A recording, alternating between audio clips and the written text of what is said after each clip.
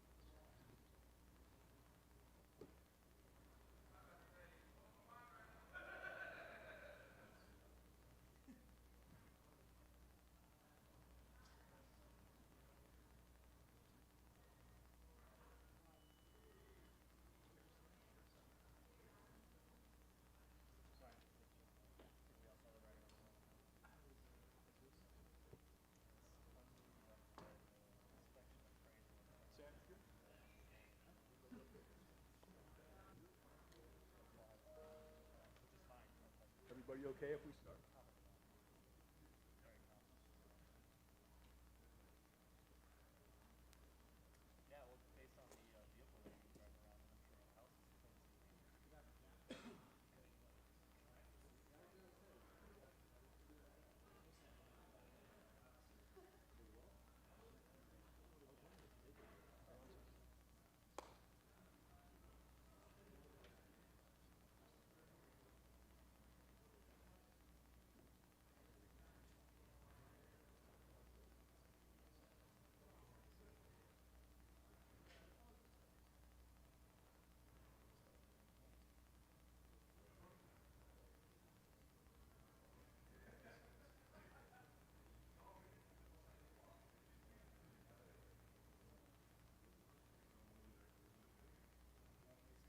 Gang, Jalin Turner coming in.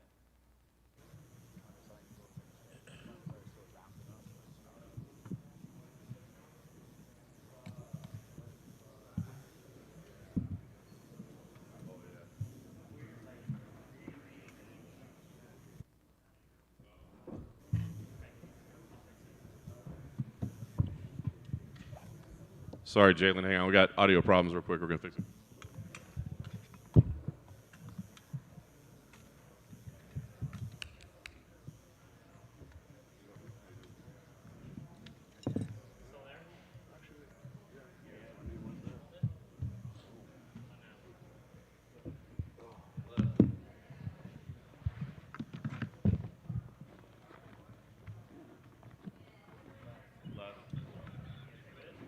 Is this thing working?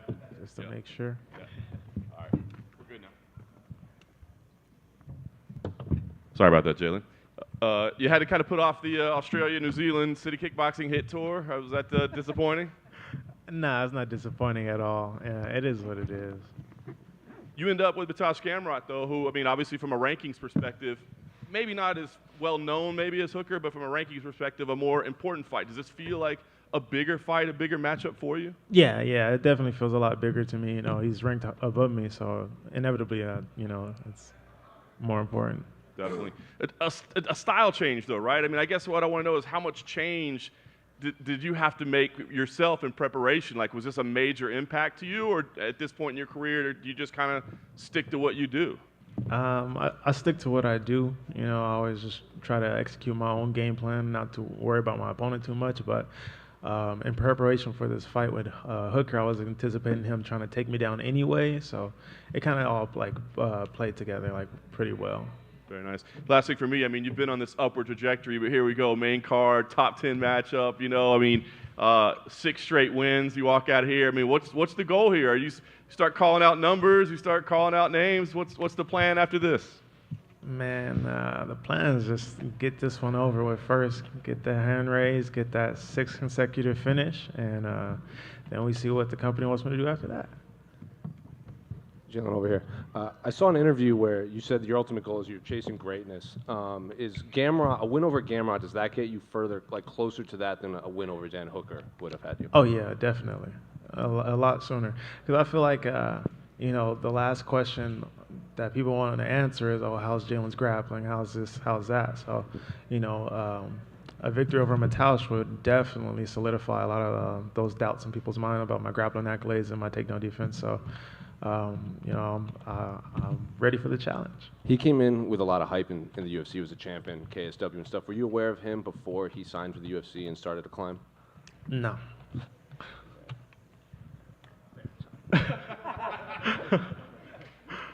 Hey, Jalin, just back here. I got a fun one for you. I hear you're into astrology and zodiac signs, and I'm wondering if you were able to look at your opponent's astrology sign and learn anything about him. Nah, I don't look at zodiac signs for opponents. Maybe you should. You're into zodiac signs, correct? Yeah, I am, but not for opponents. I mean, mainly for like compatibility with friends and family, or maybe like relationship stuff, but that's it. So you've never looked into it before you accepted a fight or thought about a certain time of the month you're fighting or anything like that? Never thought of that at all, but I'm definitely going to look into that. That might make some sense. Well, he's a Sagittarius, so look it up backstage. Oh, all right. Well, I'm a Taurus, so the bull's coming. Thank you. Hey, Jalin, back here, brother. What did you think after Drew Dober called you out last year, and then he didn't take the opportunity to jump on this fight? I honestly don't even really want to speak on that too much because he's not here. He didn't step up. So why would you say somebody's name if you're not going to step up? I'm not going to say nobody's name unless I feel like I could beat them any day of the week. That's just how I feel. That's how I roll. As you see, I don't say too many people's names at all because, you know, that's just not me, you know, but I don't know. Like, then it just makes you look like I ain't gonna say no profanity, but it just makes you look a little softer if, you know, you get the opportunity to fight me and then you don't take it because you need more time for whatever you need, more preparation, more to wait, whatever the hell it is. Like, it makes you look weak. And then even when he called me out, he just kept talking about Michael Chandler. Oh, Michael Chandler fight this, Michael Chandler fight that. He didn't really want to fight me.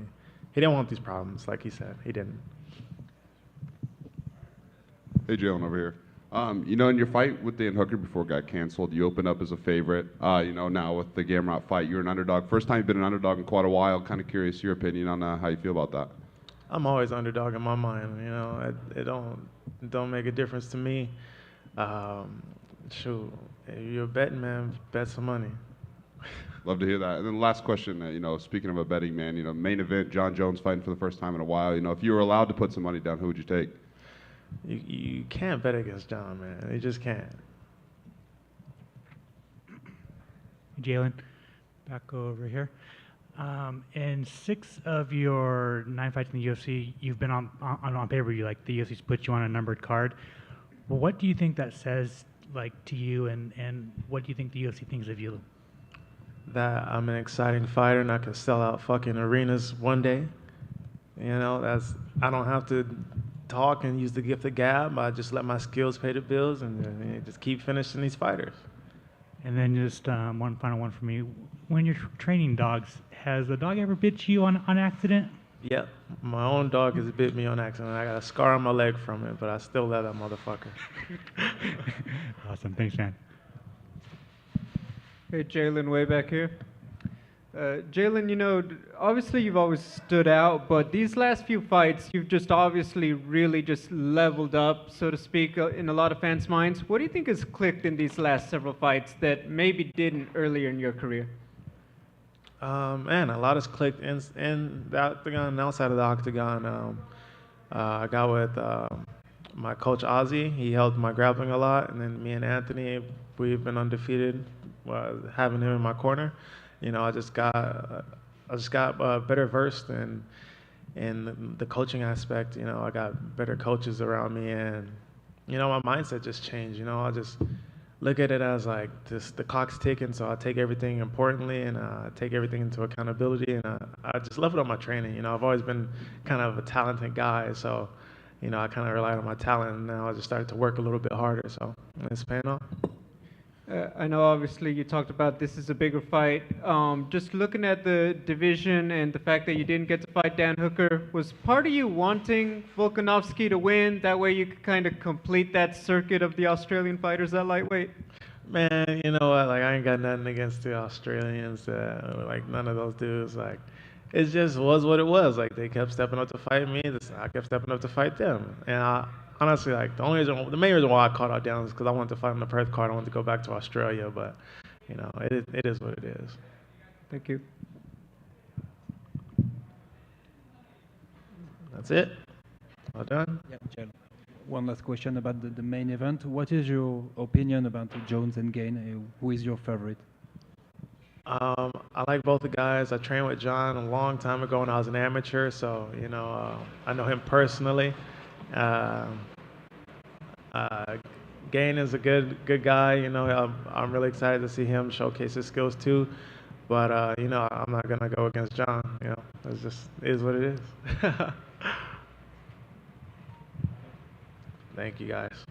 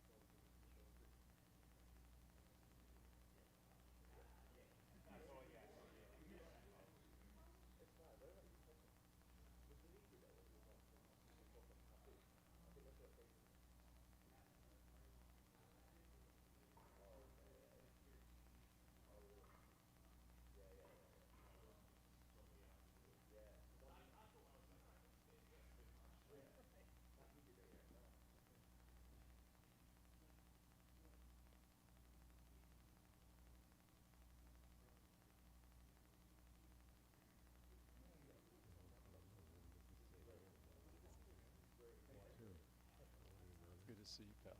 How are things? No, man, no. I'm still trying to stay warm, so.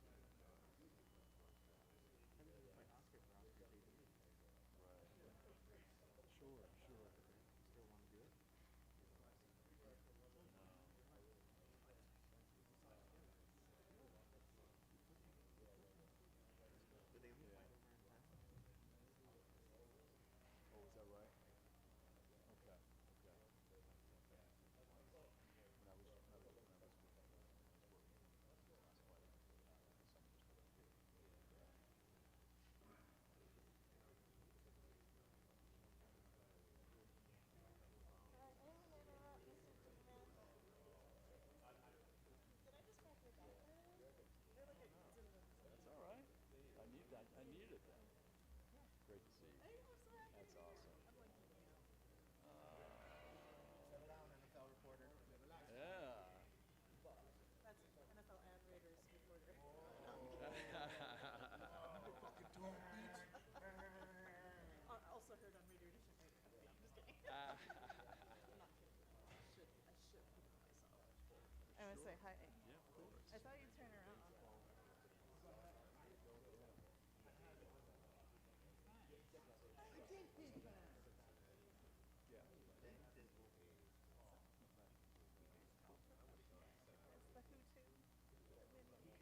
Are you live?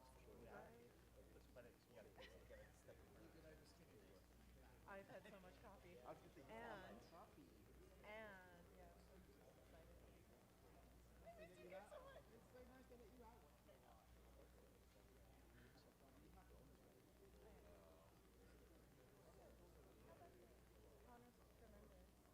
I don't know if you all seen this one picture I put up, but he's like here to me, and he's not even 5. What the hell is that? Is it Marfan syndrome? I just don't even wonder. But he's like he's not even 5, and he's not supposed to be 4 feet tall. What the hell? That's what I'm wondering. I'm serious. I'm not even messing around. Let's test him for conditions. There's not an Asian in my family over 4'11". I'm the taller generation, gentlemen. So like, that's why they all call him Coffee. Yeah, what do you know?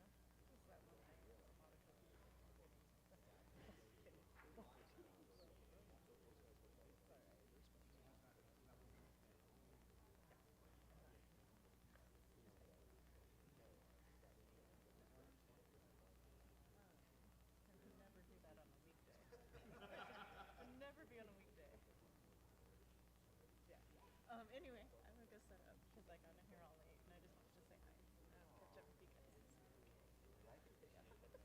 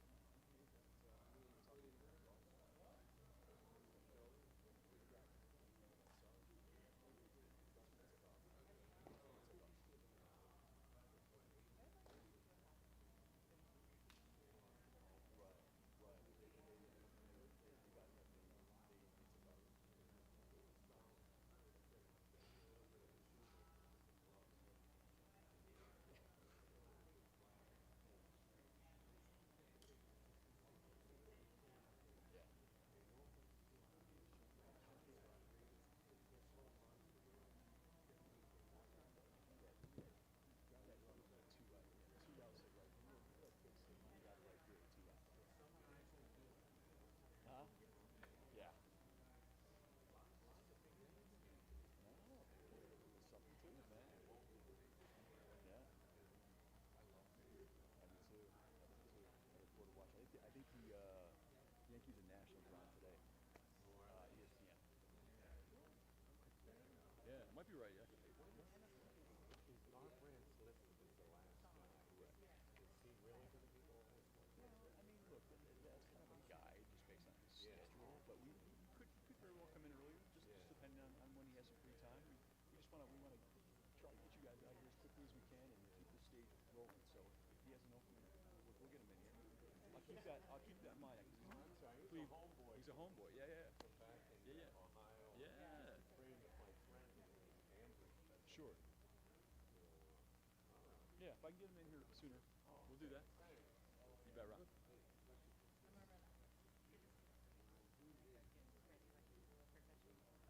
Do my job.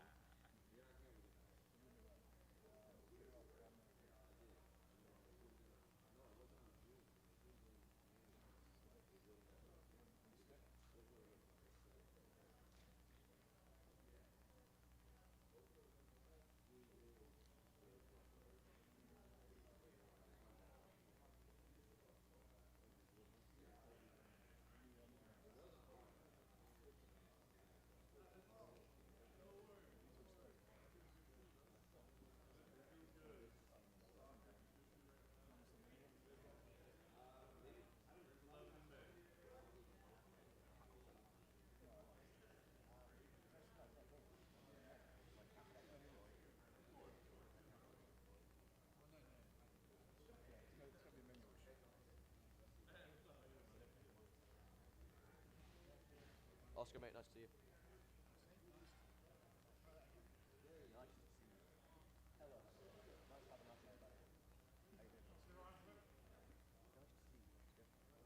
Thank you, buddy. I've got a little smart pack of mine. You went to JP fight, didn't you?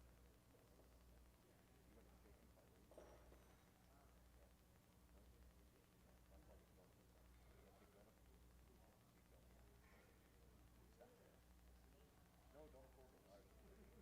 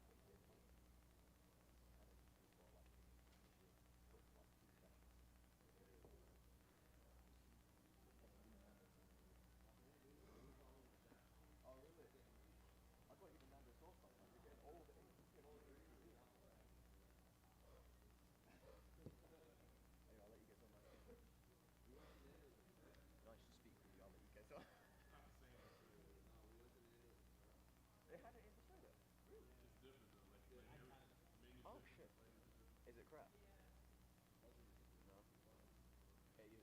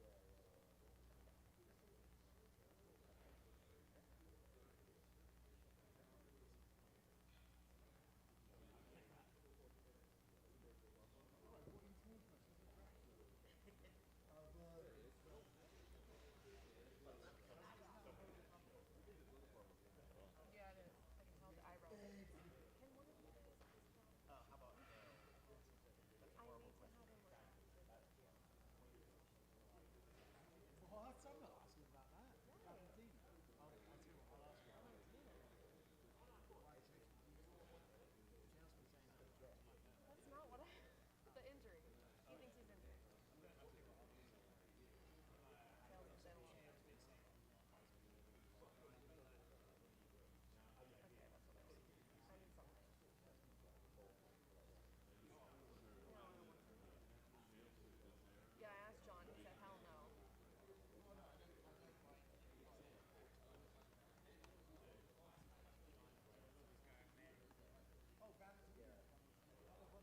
I did not hear that.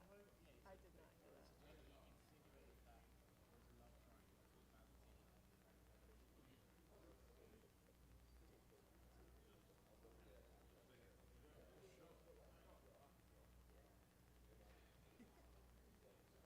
Okay, as long as something, I just need a quote. Thank you, thank you.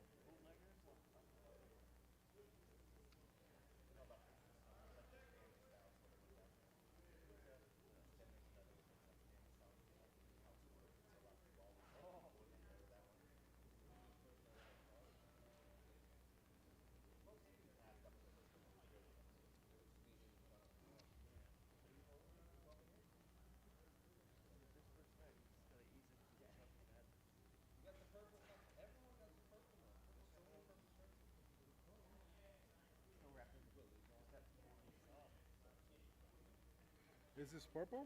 Yes. Yours is like a lilac. This is blue. It's purple. Kaplan.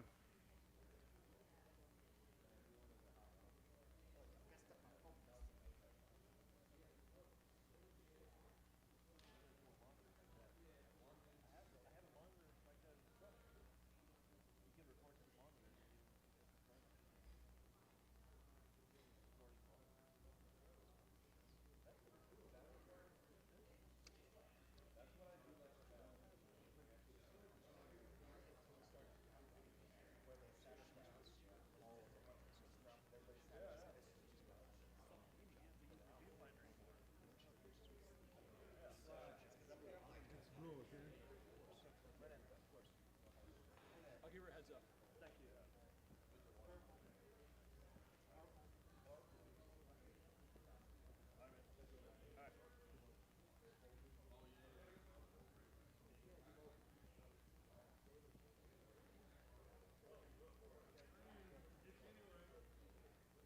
No time to start running behind already. Thumbs up.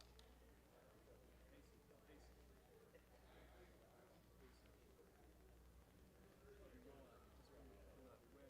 I can see we're moving like roll one after the other. Yeah. Floodgates ready to open.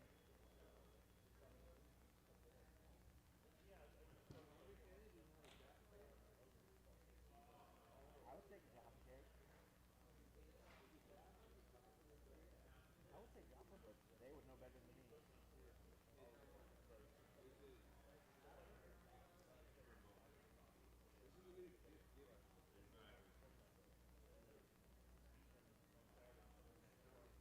Maybe it's Jaffa.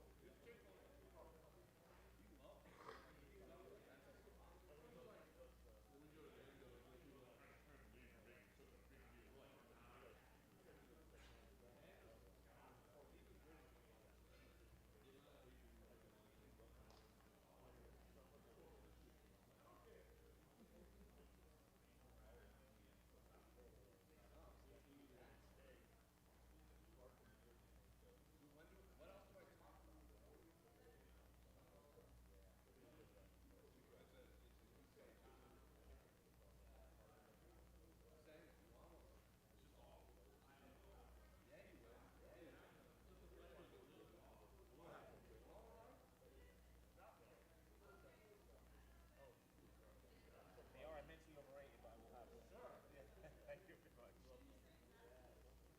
Thank you very much. Jaffa. Jaffa. What am I eating? Okay. Thank you for sharing. Oh, that looks good. Hell yeah. It's like a creamsicle with chocolate.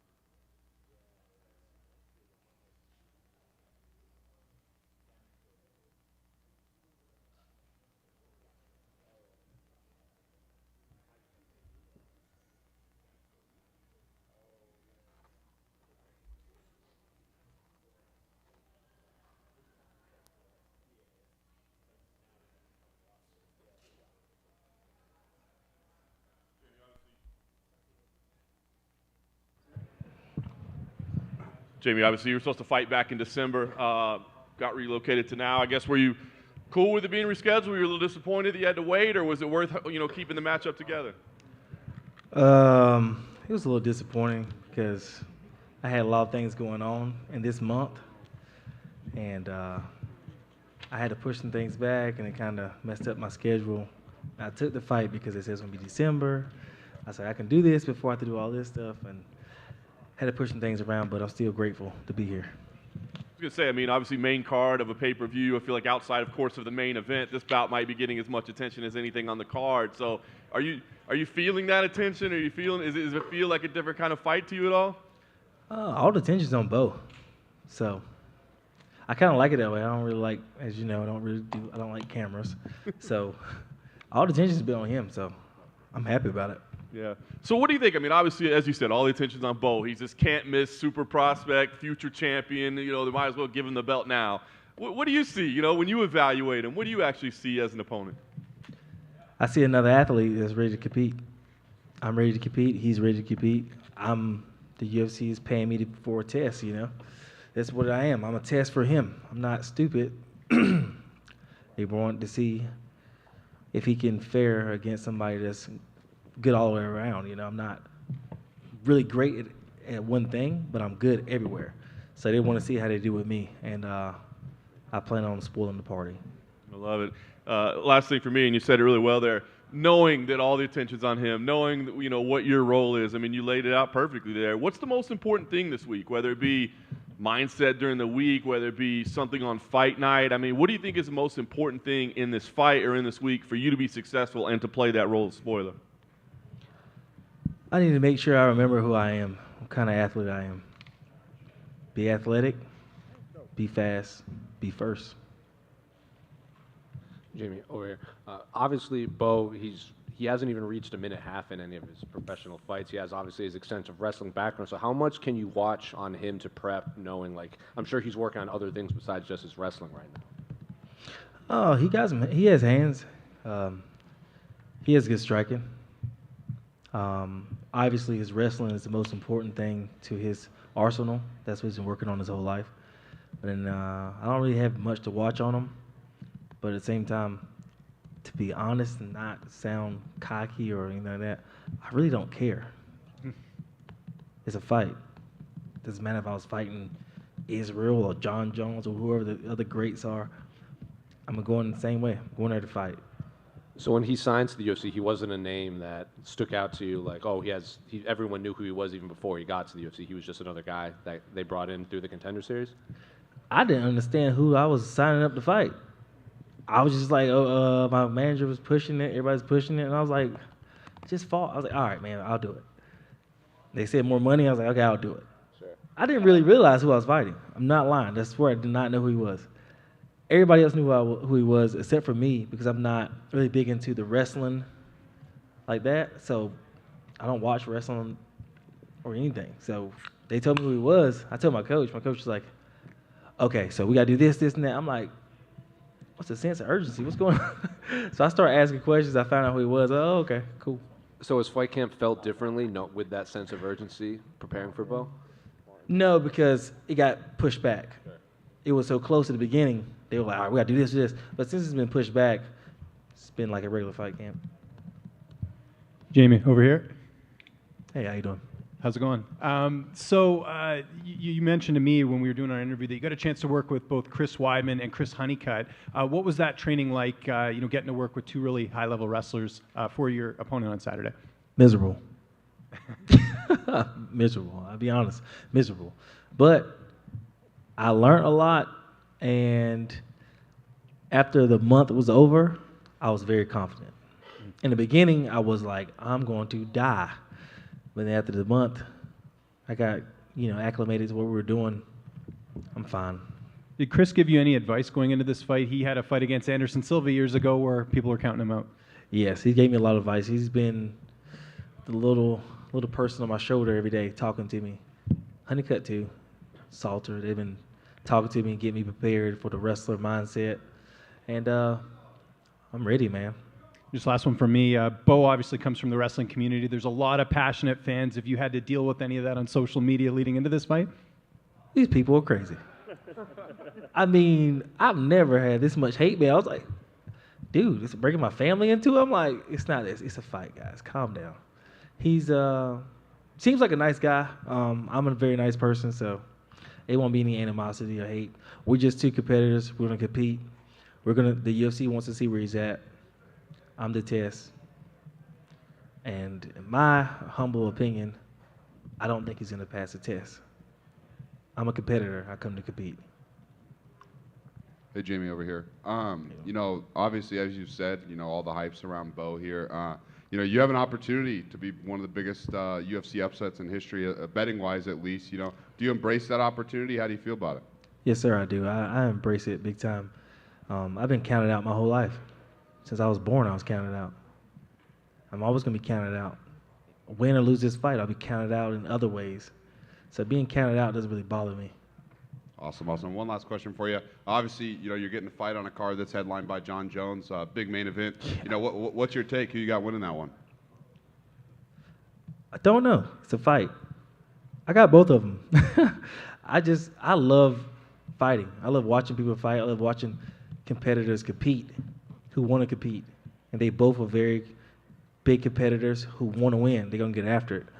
Same thing with me and Bo and the rest of the people on the card. We're all competitors. Whoever's going to compete the best is going to win. So, whatever.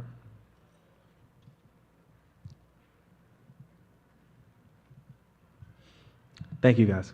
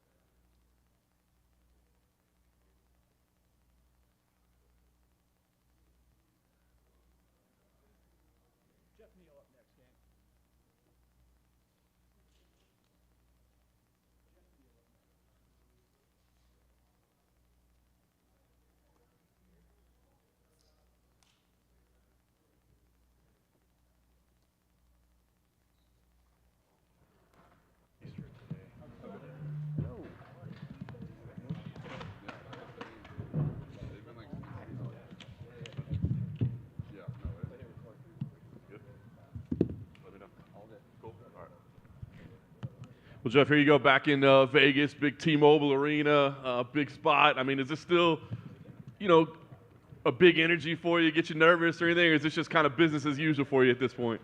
Yeah, business as usual. I like fighting in arenas. This adds the element of excitement. This is I didn't train 13 years out of my life to fight here in the Apex. I want to fight in arenas around the crowd. That's what I do. Yeah, fair enough. I know you were supposed to go in January. I guess what can you share about kind of what pushed it back and what it took for you to be ready now?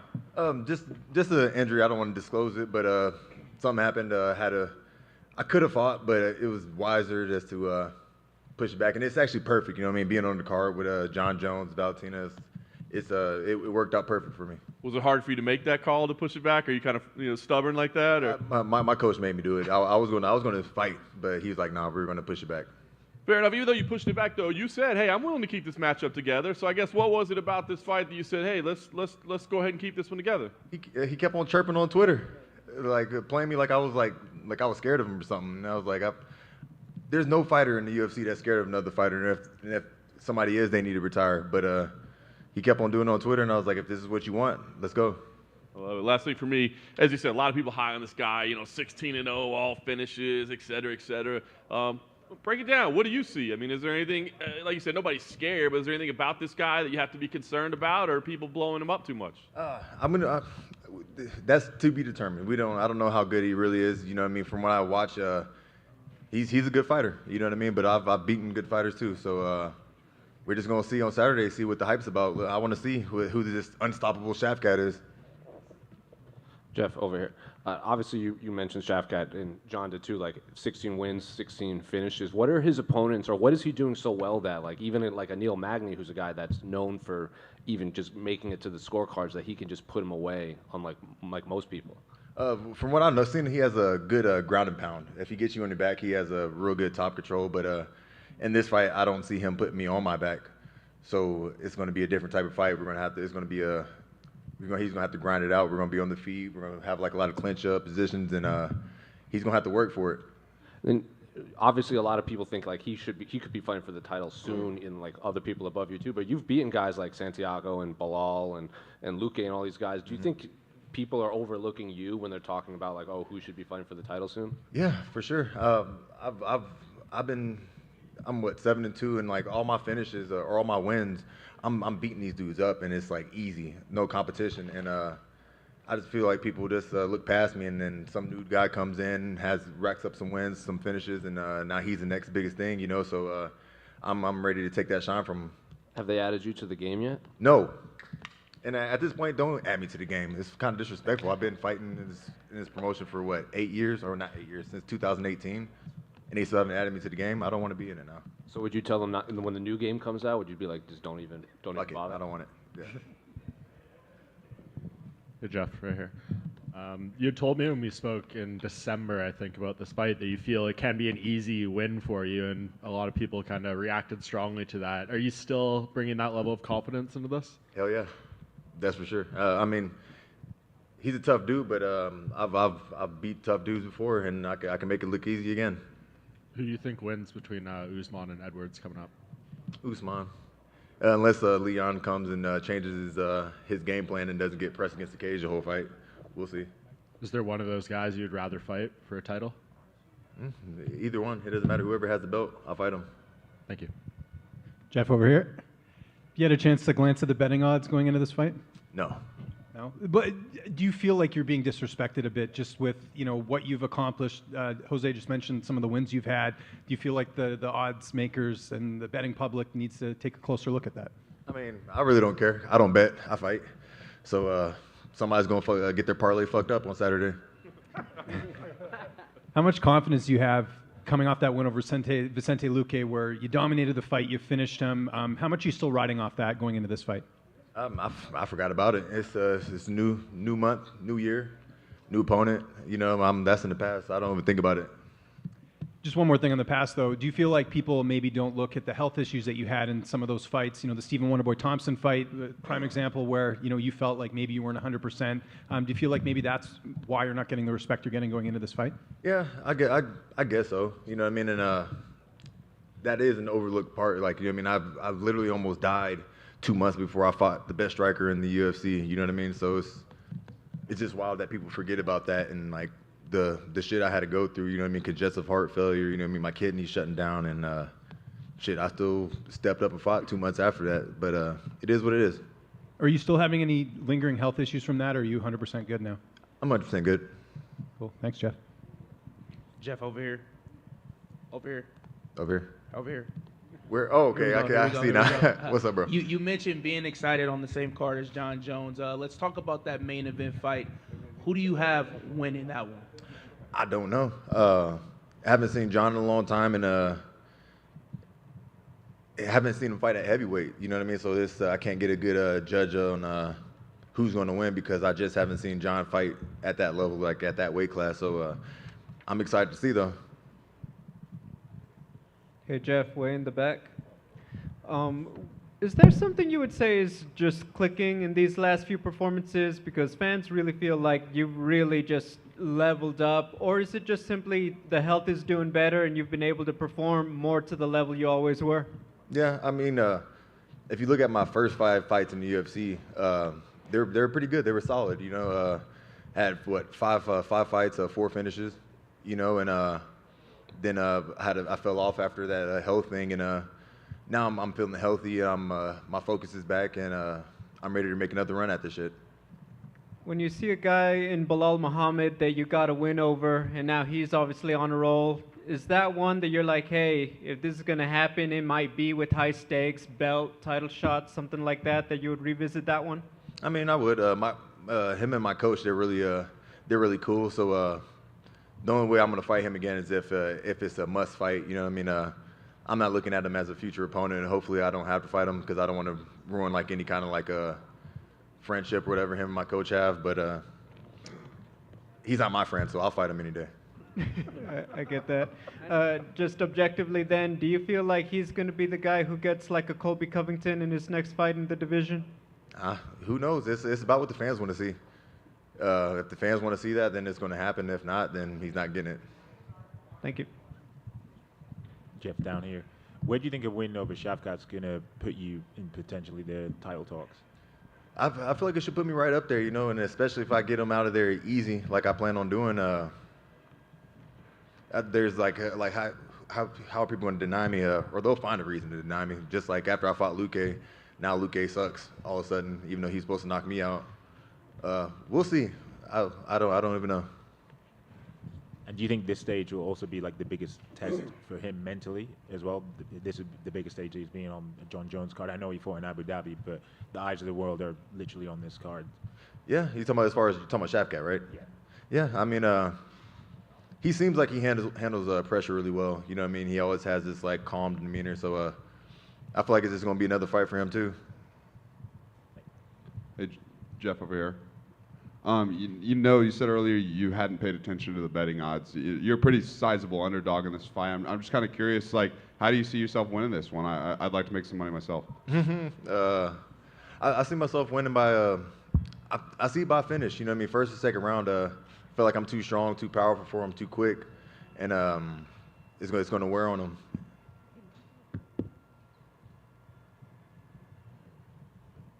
Done? Okay.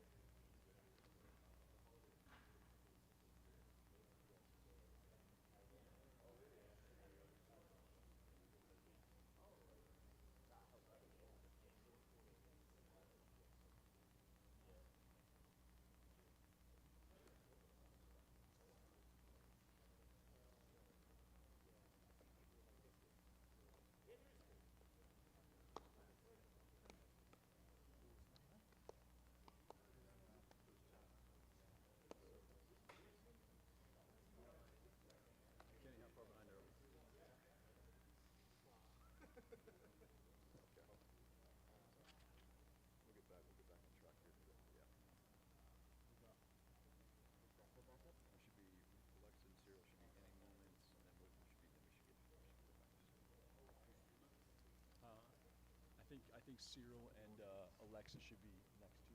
Can you stay late?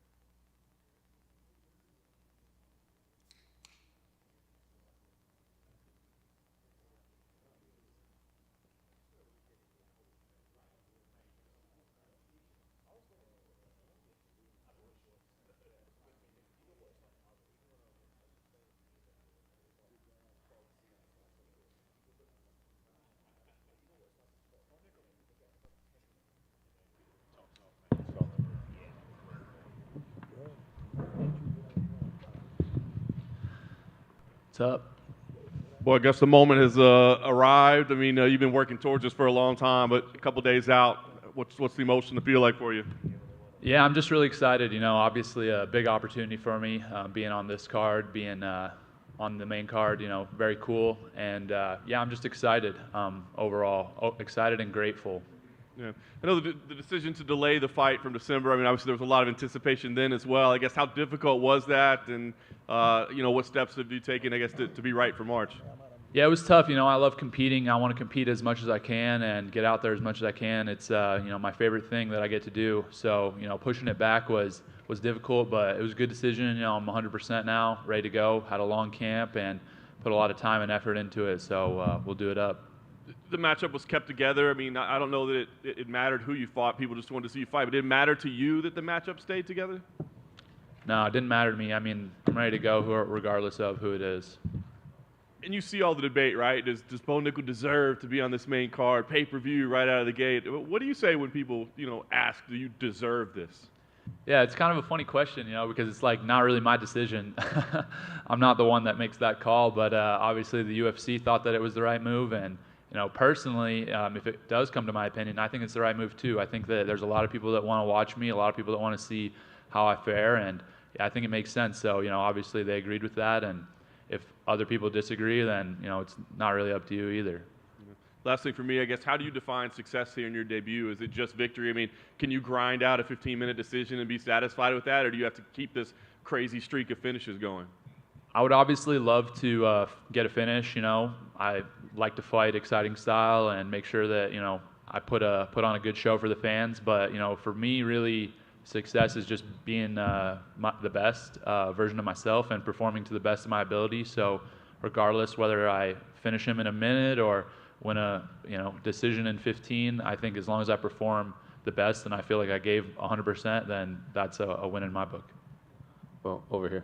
We had Jamie in here earlier, and when we asked, like, when your name was brought to him, he didn't even know who you were, just because he didn't watch wrestling or anything, and he's since gone and, like, looked at your tape and everything, but he still just kind of views you as just, like, a body that he's going to have to fight. Do you think that's the right approach for facing someone like you with what you bring to the octagon?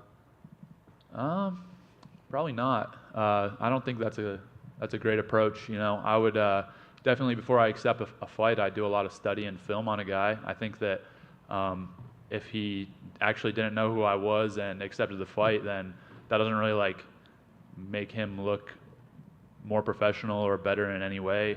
But yeah, it's all good. I don't really care how he approaches it. I'm just focused on what I need to do. And obviously, you can't really, like, you've been wrestling your whole life. He's brought in fighters like Chris Weidman to like help him train and prepare. How much can you learn to face someone like you in this only a short few weeks? Yeah, it's interesting, the idea of, trying to bring someone in to emulate me. Weidman, obviously, super talented, wrestling based, done a lot of good things. But I don't really think that there's anybody that has the skills that I have that is able to do the things that I can do. And so, maybe that's a good option for him. But as far as options go, there aren't many. And final one for me. We spoke to your coach, Mike Brown, and he wants a slow rise for you. He doesn't want this rapid ascension. So I'm curious, like, are you going to follow his advice, or how fast of a rise do you want? It's already been a lot faster than I anticipated. I expected to have quite a few more fights before getting to this point. Obviously, there were different plans in store for me, and I'm just riding with it. And so I trust Mike fully 100%, and I really lean on him and his advice and the advice of my management team, first-round management. And, the people that I'm close to, their opinions really, really matter to me, and they're really weighted very heavily in my decisions. And so I'm really good with whatever the team wants to do, and I feel like that's kind of the approach that I'll continue to take. Well, going off the back of that, to your right, your name has been linked with like the bigger names in this sport already. Is there any part of you that's a little bit disappointed you're not fighting a bigger named opponent for your debut just to make the biggest splash possible? No disappointment. I love competing regardless of who I get to compete against, and so being mentioned with the same with these other people's names and stuff is something that I'm just grateful for, and I feel a lot of appreciation that people believe in me and they believe in my skills. And so the opponent, with it being my UFC debut, I think that it's appropriate, and I think it makes sense. And I'm 3-0. I've been training MMA for 1.5 years, and I'll continue to progress and get better. But at the same time, I don't skip any steps in development, and I'm going to make sure that when I am competing with the best guys in the world and at the highest level, that I'm ready to dominate them as well. You mentioned professionalism, and you mentioned listening to your team and stuff like that. It's clear that's something you value. Do you look at the rest of the UFC and sort of think, there's some guys who just aren't that professional here? I think coming from my background, being a collegiate athlete at Penn State, the winningest sports program in the NCAA in the last 10 years, not only wrestling but any sport, I think that there's just kind of a different precedent set, and there's a different mindset that I have, and that doesn't really have anything to do with me personally. That just has to do with the people that I'm around, the program, and learning from a lot of great leaders and great individuals and people that have achieved super awesome things. And so I just try to soak all of that up, and I think transitioning to MMA, there's definitely a big difference in how people handle things, but it's not really, I don't think it's personal. I don't think it's anybody's fault. It's just the environment they're around, and I've just been very fortunate to have a lot of good people around me. Last one from me. How hype trains usually go, right? It builds, and then the moment there's even a sort of hint of vulnerability, people say, they're not that good. Is that something that you think about and think, well, I have to dominate everyone I go up against, or eventually people will turn against me, or is that not something you consider? I would say that it's definitely like I see a lot of people talking, and I hear people saying certain things, and it's always interesting to me to kind of observe that, because I think I'm my own worst critic. So anything that anybody's going to say to me, I'm already like 2 steps ahead of that. And so really, as far as the hype train stuff, I would say that it has to have some effect, because I do hear it and I do notice it, and as that is information that is kind of coming in. But again, there's more pressure put on me from myself than anyone else, and I want to finish people and continue this hype train, because that's just in me. I just really want to achieve my goals, and I want to be the best fighter in the world. And so whatever anybody says, it's coming in, I'm hearing it, but I'm a harsher critic on myself than anyone else could be. Bo, right here. You mentioned it right there. You want to be the best fighter in the world. You've spoken previously about wanting to be one of the all-time greats. Is it motivating to look up this card and see Jon Jones, someone who a lot of people consider the best fighter of all time? And have you been able to take motivation from that? And have you had any conversations with him? Yeah, super motivating for me. Just I remember being probably like 5th, 6th grade watching UFC events and seeing Jon Jones dismantle people. And so to be on the same card as him is a big honor. I'm very grateful for that opportunity. I think it's pretty cool. And yeah, I was able to meet him yesterday actually at the PI. He tried to take me down, but I obviously stuffed that and ran around, got behind him and stuff. But yeah, again, very grateful to be on a card, and he's definitely a guy that his fighting style I would like to emulate. Okay, so give us some insight. We don't know the heavyweight Jon Jones. What does it feel like him trying to take you down? He had a pretty strong grip, but overall, like, it was just straight wrestling, so I had a big advantage. But yeah, he's gonna be fine this weekend, I'm sure. I'm really excited to see him fight. A lot of anticipation with him coming up to heavyweight, and I think that he'll probably put on his best performance ever, just because there's more pressure and more eyes, and he's a guy that performs when the spotlight's on him, better than anyone. And speaking of pressure, coming off the Contender Series, it seemed like a day, a week couldn't go by where your name wasn't in a headline attached to this, that, or the other thing. And some of that, since the other fight fell apart, has slowed down a little bit. Has that been easier for you, maybe taking some of the pressure off? I'm sure it'll ramp up over these next few days again, though. I always feel pressure. I think it's different than what most people would assume, because the pressure for me, again, it all comes from me. It comes internally. Regardless of what people think of me, like, I want to be the best. That just comes from me and my heart and what I'm passionate about. And so I feel pressure every single day when I go in the training room. I'm obviously training at American Top Team, sparring with really high-level guys, and I feel like I just want to get better and better and better and keep improving. And so, I'm nervous not only, for a real fight, but I'm nervous in training because I just care about it so much, and I put everything into this. And now I get the opportunity to kind of show what I've been working on and continue to get better. Bo, over here, right here. How much does it help? You talked about being an American Top Team, getting to train over there. How many just really good middleweights are there? You've got Johnny Eblin, Dalton Rasta. Like, you really have, some of the best training partners you could have. How much does that help this process of, you going from a year and a half to, making your UFC debut? It helps a ton, right? Iron sharpens iron. Everybody knows that. And it was the same mindset for me coming from high school to college, going to Penn State, where there's the best wrestlers in the world there. I get to train with the best guys day in, day out. And now, moving into MMA, it's the same thing. Train at American Top Team with the best middleweights in the world, having the best coaches in the world. It's super exciting and something that I really appreciate. I'm grateful for. And so every single time that I train, I'm fully 100% focused, all in, and I really love it. And so, yeah, just overall very grateful for all the people around me again. And coming from a collegiate wrestling background, what have you made of sort of this Dagestani takeover in the UFC with, Umar Nurmagomedov, Islam Makhachev? Like, I'm sure you're paying attention to that. What do you think of what they've been able to do in the sport?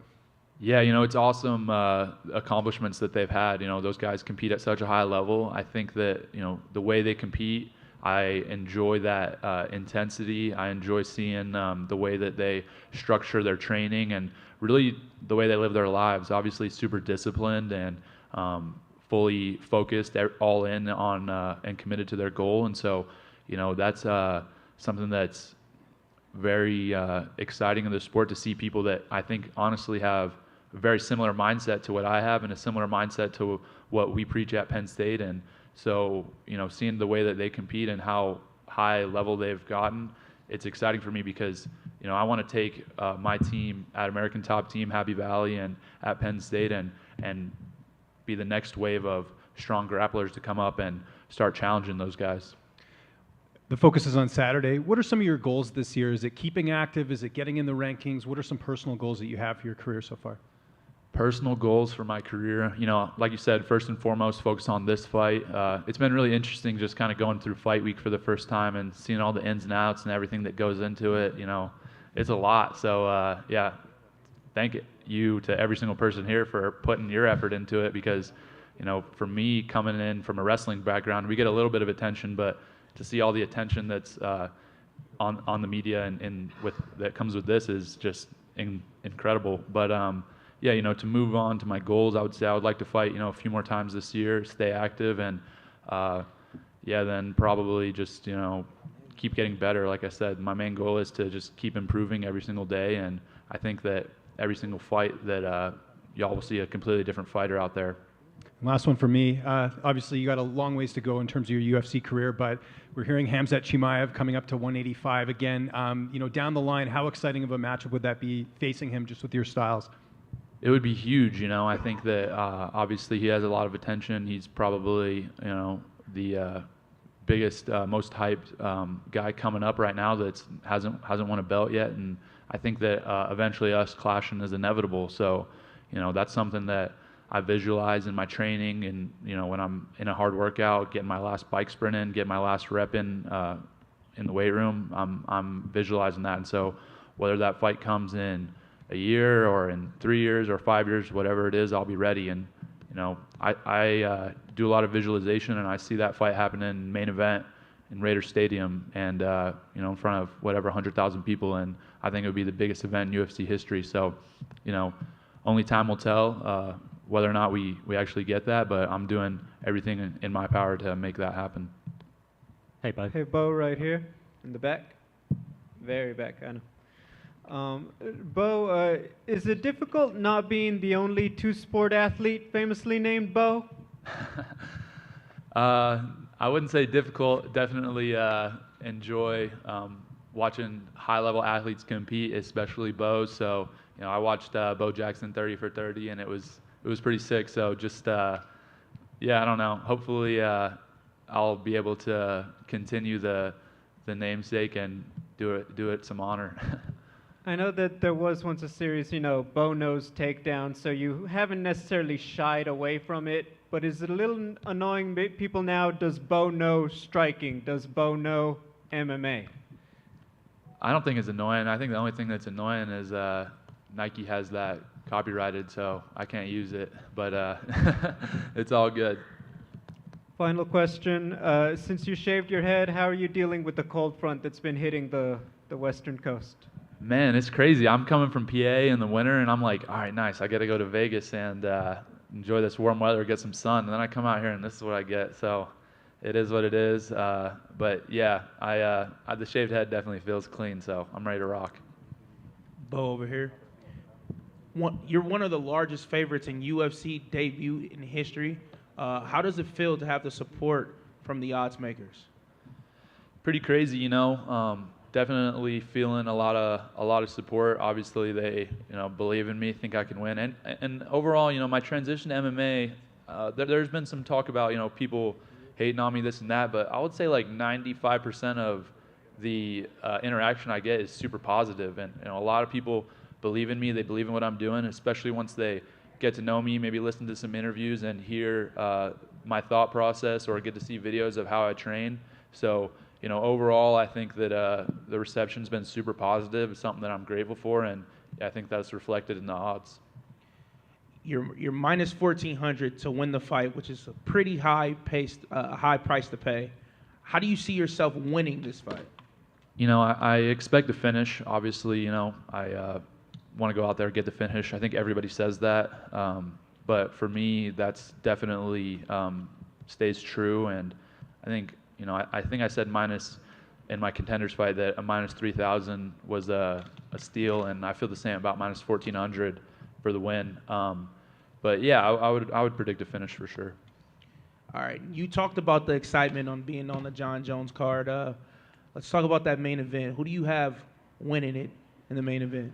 I got Jones 100%, no doubt in my mind that he's going to, obviously he had a long layoff, hasn't fought in a while, but I think that he's going to go out there and perform really well. He's a guy, again, that when the pressure's on, he performs the best, and he just knows how to fight. So he knows how to win, and I think that is even bigger than being a great fighter is he knows how to win. And so I predict him getting the win and doing it in spectacular fashion. Right here. So you talked about visualization, and this not being a fight night, being inside T-Mobile Arena, sold out, and a Jon Jones card, so there's going to be 1 million people in there. How do you visualize how you react to the crowd and just the environment and just how big of an event this is? Yeah. I think the important thing about visualization is making it really real, making it really a visceral experience. So, I think that there's technique that goes into visualization, just like there's technique that goes into fighting. And so for me, it's making the experience as real as possible. Imagining not only what I'll see, but what it's going to sound like, what it's going to smell like, what the concrete's going to feel like underneath my feet, what the cage is going to feel like underneath my feet, and yeah, just making it as real as possible for me. So when I go in there for the first time, it really won't be the first time because I've imagined it so many times in my mind, and I think that's just a very powerful practice. And then along the lines of that, what are some of your teammates and your coach told you about what it's going to be like? That whole adrenaline dump, they talk about that as well. But the fact that, this is a huge, huge card. Yeah, I think that I haven't got too much advice because I think my teammates and coaches have just continued to say, be yourself. I feel like I'm prepared for this moment. I feel like, 4 years of college wrestling on top of, 15 plus years of wrestling as a youth that I'm ready for this moment. I feel like I've had a slow build to get here. A lot of people are just thrust into this spot with no previous life experience. But for me, I'm 27. I've competed hundreds of times in front of sold out crowds, and that's just something that's normal for me. I was 19 years old competing in sold out Madison Square Garden. I've competed in front of 30,000 people on a regular basis, and so I know it's definitely bigger. I don't want to diminish the how big this event is because it's definitely the biggest event that I've had a chance to take part in. But with that being said, I feel fully prepared for this moment. I feel better prepared than almost anybody to step out there and do my best. Dang, and lastly for me, competing at Madison Square Garden as an amateur, that's dope. But the fact that you're fighting in Las Vegas, fight capital of the world, in the UFC, and you come from a wrestling background, did you ever think that you would be in this position as a kid? As a kid, I didn't really think about fighting too much as a kid. I always loved fighting, and I would watch all the events and mess around with my friends and fight and stuff as a kid. So I always loved fighting. I would say that the first time that I was sure I wanted to fight was probably halfway through my college wrestling career. And I just decided, I was kind of deciding, am I going to just wrestle or am I going to fight? And then I was doing a camp and had some jiu-jitsu guys that were like, yo, you want to roll with us? And they just basically 10 of them rotated in on me for an hour. And I was like, this is really fun. I definitely want to learn more about this, and I definitely want to fight. And so from there, my goals are always the most almost unattainable, unreachable, highest type of goals you can achieve. So going into college, it was to be a 4-time undefeated national champion, and now going into MMA, I want to be the pound for pound #1 fighter in the world. And so I definitely envision myself getting to this point. It's happened really quickly. I've only been training, like I said, a year and a half, and to get to this point now is pretty crazy, but I do feel like I did envision myself getting here, at some point. Appreciate it. Thank you.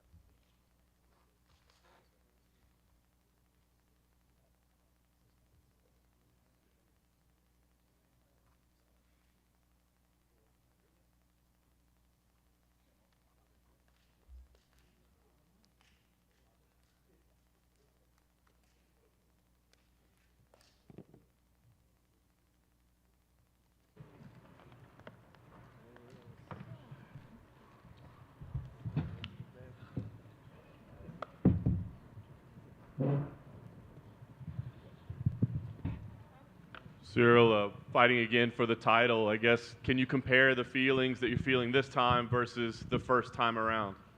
The first time against Francis, huh? Yeah. Yeah. It's going to be a different fight. It's going to be a really different fight. The feeling is a little bit the same. With less pressure. It was my first experience against Francis with all of this media, all long week. He's different. He's different. Now I'm look like a little bit more experimented. So yeah, and we feel good. We feel good. We're fine. We did a great camp, and we're chilling. We are not in the hotel. We are in the big house with all of my coaches, all of my partner, and family. So we're good. That's awesome. What were the biggest lessons you took out of the first title fight, whether it be mentally, whether it be tactically? Like, what lessons did you take out of that you can apply to here? Quelle est la grande leçon que tu as tirée du combat pour la ceinture la dernière fois? It's going to be more on the mindset. The mindset. I was on the flawless before. I'm not looking for something big. But today, when we came back in the gym, it was my goal. And also because I really don't like to lose at first. And so yeah, the mindset changed, and now we are really focused on it. With Jon Jones, there's so many question marks, right? We've never seen him at heavyweight. So how did you prepare for this? Do you assume it's the exact same guy he was at light heavyweight, or there's going to be something better or worse? How did you prepare? We expected during the camp to a beautiful Jon Jones, like fast, like he was in the light heavyweight, well-rounded, still well-rounded, with the same skills, and stronger, like an heavyweight, like a real heavyweight. So we expected this, and we did all the camp on this.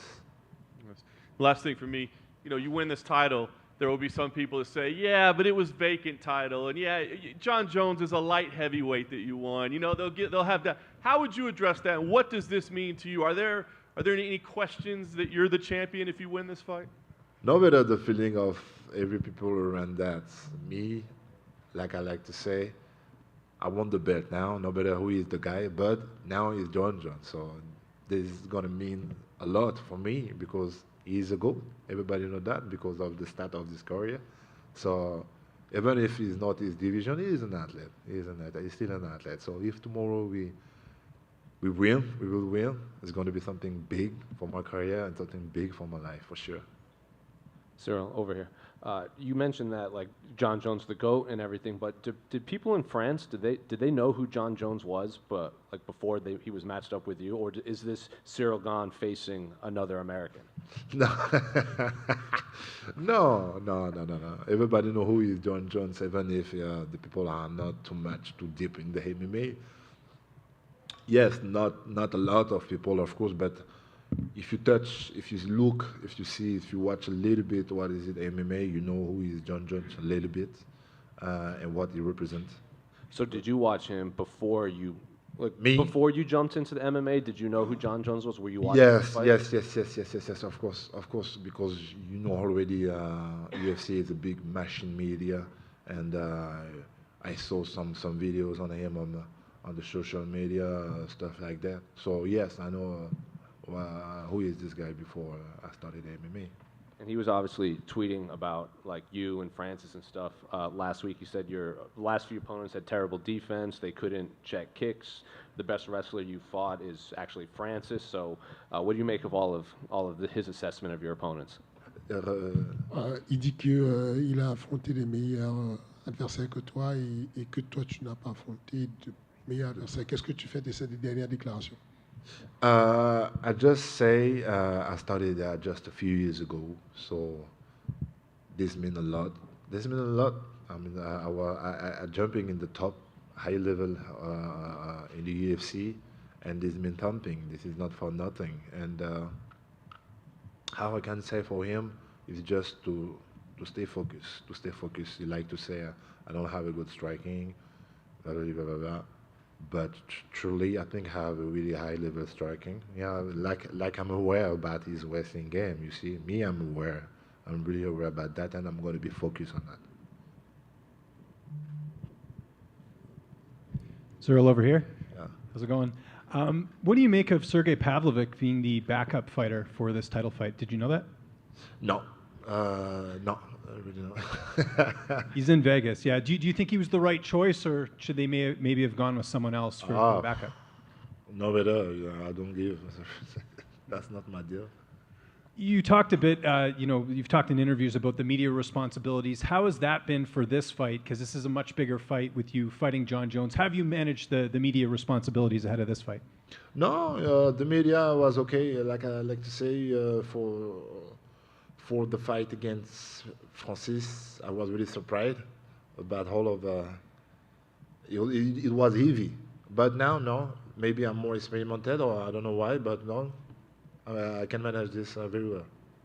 And how much of a benefit is it that you fought for an interim title, you fought for the title already at heavyweight, and Jon will be moving in a new weight class? Like, you've been a heavyweight fighter your entire career. How much of a benefit is that, do you feel like, in this matchup? Yeah. Quel avantage tu auras du fait que toi tu sois un vétéran de la catégorie alors que lui vient d'arriver dans cette catégorie?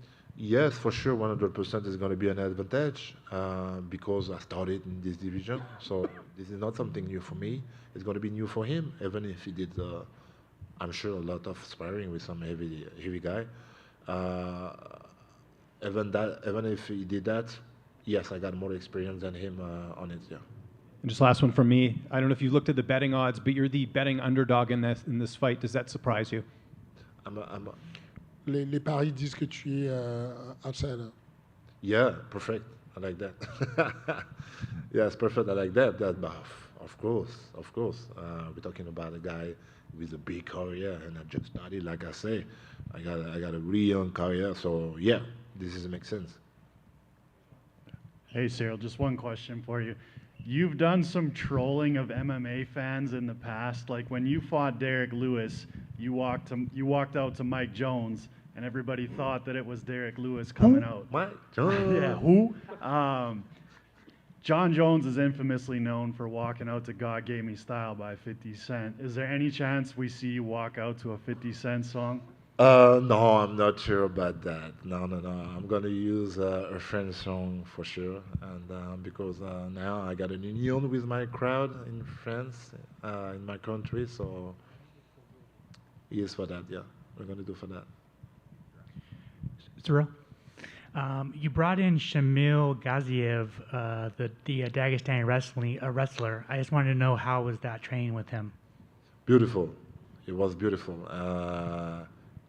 He's a really high-level wrestler, and he helped me a lot on this game. And we had a really great experience of this camp with him. Awesome. And finally, do you get annoyed when people mess up your last name? Est-ce que ça te dérange quand les gens prononcent mal ton nom de famille? No. He's okay. I'm a French guy. If you're from another country, he's okay. Look, my English is. Ciryl down here. It's been well over a year since you lost to Francis, but in hindsight, is it kind of a blessing in disguise because now you've got a second title shot and you get to give arguably the greatest of all time his first professional loss? Ça fait quelque temps que tu as perdu contre Francis. Est-ce que c'était une opportunité d'avoir... Est-ce que c'était encore mieux, au vu de ce que tu vas affronter, qui tu vas affronter, de pouvoir être le premier à mettre une défaite à Jon Jones? Oh yes, that's a really big deal, and I prefer this situation. Yes, I would like to have a revenge with Francis Ngannou, but to have Jon Jones and to have the belt at the same time, this is really crazy. Yeah. And a lot of people have been wondering about how much Jon is going to weigh. Have you thought about that, factored that into your training, or have you not? No, not really. I really don't thinking about that. We expected maybe a guy heavy, but not too heavy because he's going to be too slow. So some stuff like 115 kilos, something like that. I don't know. Thank you, sir. Ciryl over here. He made mention to you earlier about the fact that you were a betting underdog in this fight. You actually opened as a favorite, and you made the mention earlier about how you thought Jon Jones, obviously one of the greatest of all time. What does it mean that you at least the odds makers gave you the respect of opening as a favorite in this fight? Tu es underdog à ce jour, mais au début, quand ça a commencé, on t'a mis favori du combat. Est-ce que ça t'a fait quand même plaisir d'avoir les betteurs qui te mettent comme un favori à un moment donné, même si c'était très court? sur ce No, combat? man, I really, no matter. I'm not focused on it. I'm just focused on the real thing, and the real thing is I got some strength. I have also some strength, some weakness aussi, both. And how we're gonna manage that this Saturday? I'm focused on it, just on it. I'm confident. I know I have a big strength. I know I did a lot for a young guy, for a young career. I did a lot already. So this is make me more confident also. Ciryl back here. Way in the back. Where are you? Back of the room. Oh, sorry. Sorry. Ciryl, you know, people talking about win this fight and already talking about someone like Stipe Miocic next. When you think about your 2023, Jon Jones, Stipe, this is probably a fight of the year kind of year. Do you even let yourself think about having such an ambitious 12 months? Yeah. Est-ce que tu te rends compte que on parle de probablement Stipe après Jon Jones si tu gagnes les deux? Est-ce que tu te rends compte que 2023 ce sera une sacrée année pour toi d'avoir eu des noms comme ça? For real, for real. This is gonna put my resume in the high level, yeah, for sure. Yeah, it would be crazy to have both of this guy and winning, and probably if it's possible to have, if I win this Saturday against Jon Jones, to have Stipe in Paris, and to have a big win face to my crowd. Yeah, probably it would be crazy and maybe my better years. Thank you. Et Ciryl, t'es jamais vraiment stressé dans les combats, ni dans les camps d'entraînement, mais cette semaine, l'impression, malgré ce qu'on voit dans l'MPDED où ils veulent donner un peu l'impression que tu fais que jouer à FIFA, un truc comme ça, mais en vrai, on a l'impression un petit peu que ce soit dans les entraînements ou quand tu parles du combat, que t'es beaucoup plus, même si tu restes serein et vous êtes serein, que t'es beaucoup plus déterminé et focus qu'avant. Est-ce que tu dirais que c'est vrai? Oui, oui, parce qu'on a inclus beaucoup plus de paramètres. Beaucoup plus de paramètres dans le camp d'entraînement. On partage un peu plus, on regarde un peu plus de vidéos et on est un peu plus pointilleux sur les choses qu'on a envie de faire, qu'on a envie d'explorer. Donc, et puis parce que c'est vraiment un combat ultime, c'est vraiment quelque chose de big, tu vois. Et aussi parce que il nous oblige à avoir plusieurs paramètres aussi, tu vois. C'est quelqu'un de très polyvalent. Donc oui, très focus comme à mon habitude, mais toujours aussi chill, il n'y a pas de problème. Je suis pas encore vraiment stressé, non, pas encore. Ça va monter, ça va arriver sur les derniers jours. Thank you, everybody. Thank you.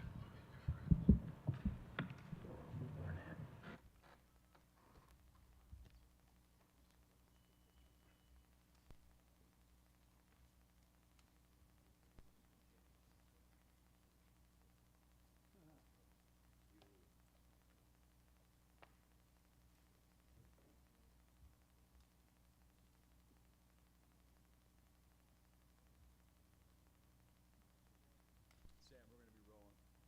Not the other. Trevin Jones up next. Don't me to write it down? Please. Trevin's up next.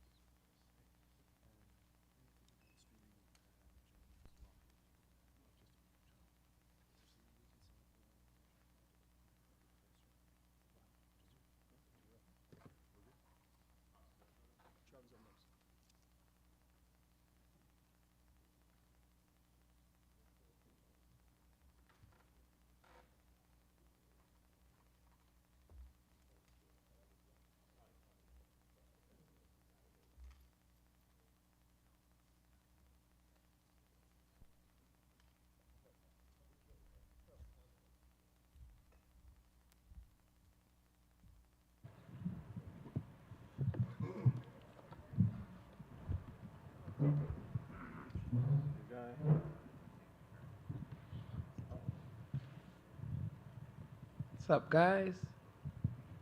Sorry, we're just letting the camera get repositioned there. Trevin, I know it's been kind of a frustrating run, but you've obviously been facing some studs along the way. So I guess kind of what's this stretch been like for you? MMA, man, MMA. I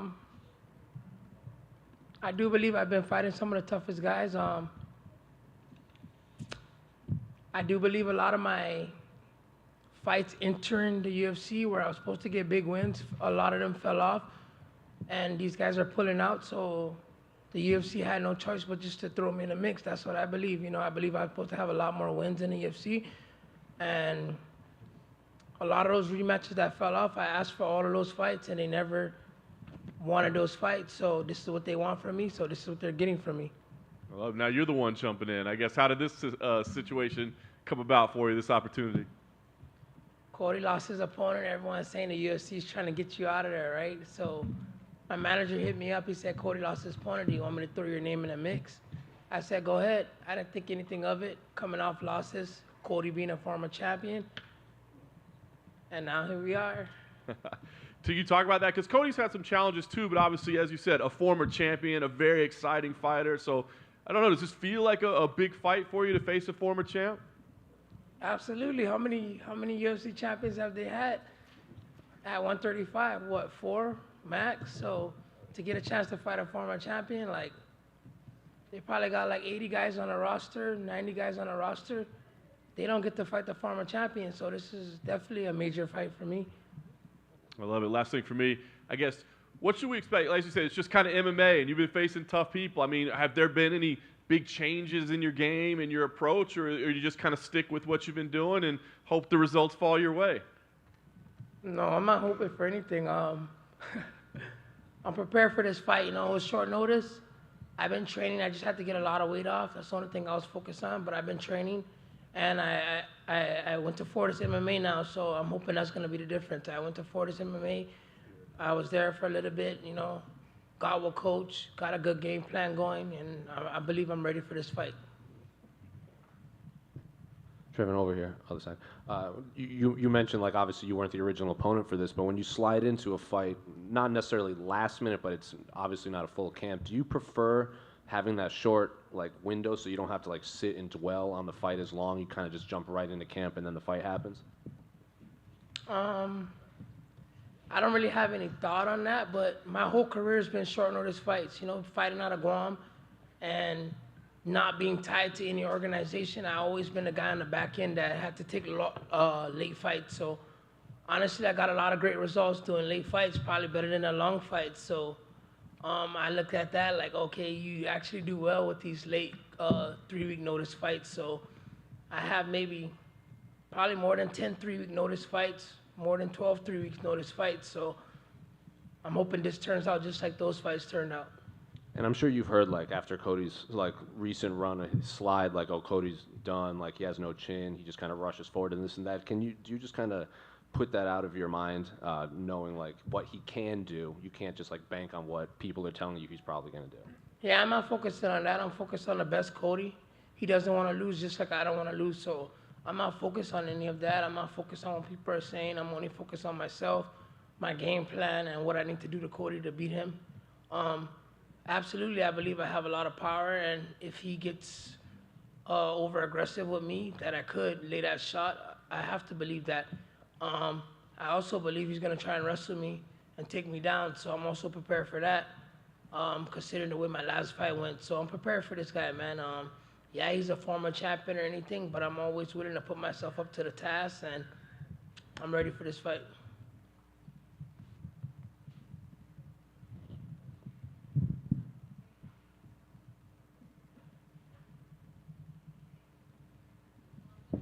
Over here, Trevin. You know, obviously you're fighting on a card titled by Jon Jones, you know, one of the greatest of all time. Kind of curious your take on that fight and how you see it playing out. The main event? Yeah. Oh man, Jones, like I'm a Jones too. So there's also some favoritism there, Jones blood. So, but I think it's a nice matchup for Jones. It's his first time at heavyweight. Like everyone's saying, they're both very similar, but Jones has that wrestling gap. That might be the difference if Jones can get him down. And if you look at Jones too, I watch a lot of Jones stuff. He does have good jiu-jitsu. When he gets caught at things, he knows how to maneuver there too. So Jones has a nice hitting talent, and he has a lot of things I think he hasn't showed too. It's definitely a great fight to see how he moves at heavyweight. He's not going to be as faster, as quicker. But Jones is Jones, man. Jones is the GOAT. I watch him beat so many high-level guys, and it's just hard to bet against Jones. Yeah, appreciate that. And speaking of betting, you know, you're not a massive underdog in this fight by any means, but you are an underdog. Kind of curious, you know, if you embrace that role and how you think your chances actually play out on Saturday night. Honestly, before I pay attention to a lot of that stuff, but right now I'm not I'm focused on just beating Cody Garbrandt right now. I'm not focused on any of the odds, anything like that. Most of my fights, like I said, I'm from Guam. Nobody knew me before I got here. The Asian side knew me. And I was always underdog when I fought. And I beat a lot of guys that I was underdog. Probably same thing like I was saying about the 3-week camps and the long camps. Favorite, I've lost. Underdog, I win.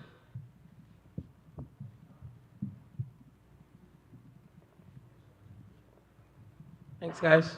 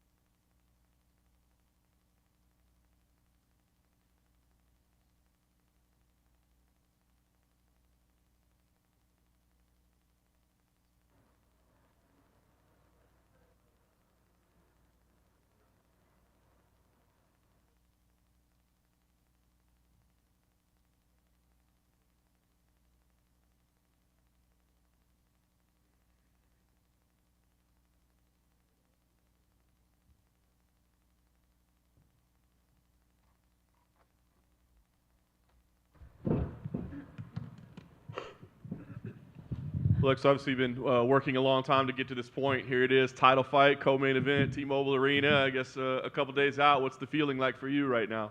Hi, I'm super happy, excited. I trained super hard for this fight. Yeah. After your last fight, you famously said, I'd kind of like one more fight before I get a title fight. So when you get the call that it is a title fight, what was the feel? Was it like, I'm not prepared yet, I'm nervous, or were you just excited? Well, after that fight, I knew that this could be an option.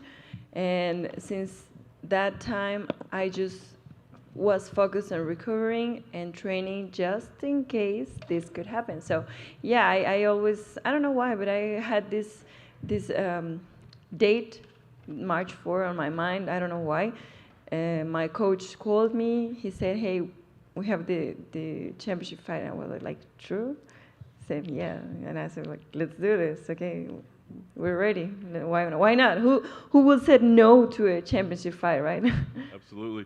And obviously Valentina's been a champ for a long time, right? So realistically, how long have you been game planning for how I would beat Valentina? What would I do if I was ever in there against Valentina? How long have you been preparing for this fight? Well, I'm a big fan of women's MMA. Of course, I've been watching her career for a long, long time. And I think this is the biggest challenge of my life. You know, you can say that, well, I can say that I'm the best striker if I haven't faced, you know, someone like her. And I'm truly happy and inspired for this fight. I know she's tough, she's dangerous in all areas, and this made me train like tons, a lot. I was extreme with my discipline, I was extreme with my training, with my diet, with my conditioning. I was extreme in all areas, and definitely I'm a better athlete right now, and I can't wait to prove that. Nice. Last thing for me, a special time for Mexican MMA right now, right, with the champions that are being crowned. I mean, I guess what would it mean for you to be, you know, setting history as well as a woman champion from Mexico? Certainly it's for your personal career as well, but I think for a nation it's pretty special too. Well, imagine that, you know, making history. I know that it's not easy, it's never easy. To be the first female Mexican champion, like born, raised, trained in Mexico, means the world to me. So It's a big motivation, of course, pressure too. I want to do it great, but yeah, I'm super excited for this. Alexa, over here. After Valentina's win over Tyla, a lot of fans and critics said like, oh, maybe she's finally falling off because she had a close fight, and even Tyla was like, I want the rematch right away. So after watching that fight, do you just think she maybe had an off night? Maybe Tyla had the right game plan, or do you think Valentina is actually on her way down? Well, she won, sometimes you can't be all rounds perfect, sometimes you do something wrong and all people is judging you like, oh no, you're not good at this, but I think she's great. She trained it very hard, she's always training, she's a good athlete, and I'm just expecting the best version of Valentina for this fight. We've interviewed a couple other fighters in your division, and a lot of the younger fighters say just beating Valentina seems more important than the title, just because of who she is. Do you view in the same way, or is the title the most important thing for you? Well, of course, the title is the most important thing for me, but as a competitor, I like challenges, and knowing all the things that she just achieved, it gives you more motivation and okay, if she has done so much, of course she has a lot more years in the sport, but knowing that all the credentials she has and to be able to win someone like her, I think it's a plus. And obviously, I'm sure you saw Erin Blanchfield's big win. A lot of people are saying they just want her to fight Valentina next. They're kind of even overlooking this fight. Do you think that's disrespectful? And what do you make of Erin's ascension up the division? Well, they're not on my focus right now. I'm just focused on Valentina. Alexa, aquí, ¿cómo estás? En español. Hola. Alexa, África tuvo su momento el año pasado, hace un tiempo, con 3 campeones pues al mismo tiempo. Hay 2 campeones mexicanos, ya lo decías que es un compromiso para ti, pero internamente es una presión, una motivación. ¿Qué sentimiento pasa por ti el hecho de tener la posibilidad de ser la primera campeona mexicana? Y segundo, Dana White lo dijo en su momento, tú eres o puedes ser la Ronda Rousey de la nueva generación. Esas 2 cosas, ¿qué significan para ti?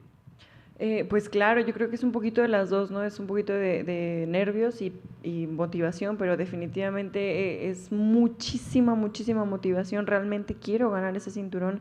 He entrenado durísimo todos estos años, confío en mi equipo, confío en mis coaches, en todo lo que estamos haciendo. Y nada, o sea, solo estoy agradecida con la vida por esta gran oportunidad de ponerme a prueba el sábado contra una competidora tan buena. ¿Qué significa para ti la sombra o la influencia de Ronda Rousey como una campeona femenina? Bueno, gracias a ella todas las mujeres podemos pelear ahora en la UFC, que es algo muy importante. Para mí tener mi primer pelea por campeonato es algo muy bonito, ser el evento coestelar. Antes pues era como que no, las mujeres no deben de pelear, ¿no? Y ahora realmente las peleas de mujeres emocionan muchísimo. Y pues me da mucho orgullo todo lo que está pasando en el MMA femenil, y yo solo deseo y espero que todas las mujeres del mundo aprendan a defenderse, entrenen, a lo mejor no para pelear, pero sí que sepan defenderse. La última, ¿has hablado con Brandon y con Yair Rodríguez previo a esta pelea? Si lo has hecho, ¿qué te han dicho y cómo te motiva? Bueno, con el que más tengo comunicaciones con Brandon, porque también trabajamos de comentaristas juntos, y pues nada, siempre me ha dicho que disfrute mucho el momento, que dé lo mejor, que entrene durísimo, y nada, eso es disfrutar el momento en el que estás viviendo, porque muchos pueden soñarlo, pero muy pocas personas pueden lograrlo. Alexa, we're over here in the back. Alexa, we're hearing talks about your teammate Irene Aldana possibly in a title eliminator or maybe even a title fight this year. Can you put into words what it would mean to you, both of you having a UFC title at the same time? Imagine that. We both started our career together. We are always training together. We are always supporting each other. That's important for us, for Mexico, for my team, for my coaches, that having 2 women fighting and winning a championship in the UFC, it's amazing. Now, it's your uncle who's your coach at Team Grasso, correct? Yes.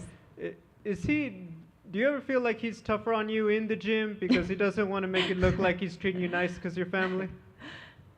No, he treats us like the same, but of course I feel a lot more pressure. Thank you. Alexa, por aquí en español, por favor. Antes de la pelea anterior de Valentina con Taila Santos daba la impresión que era como invencible en 125 libras y finalmente ganó como tú dijiste, que es lo más importante. ¿Cómo te preparas tú física y mentalmente para una peleadora que da la impresión que en su categoría, en su división de 125 libras, es sencillamente invencible? Pues yo creo que es lo mismo, ¿no? Uno tiene que entrenar absolutamente como quiere pelear. Yo todos los días de mi campamento fui perfecta en todo lo que hice, fui extrema, realmente fui extrema con la disciplina, hice absolutamente todo, todo, todo para cubrir las áreas necesarias para cualquier situación que se presente en la pelea, poder estar listos y poder llevarnos la victoria.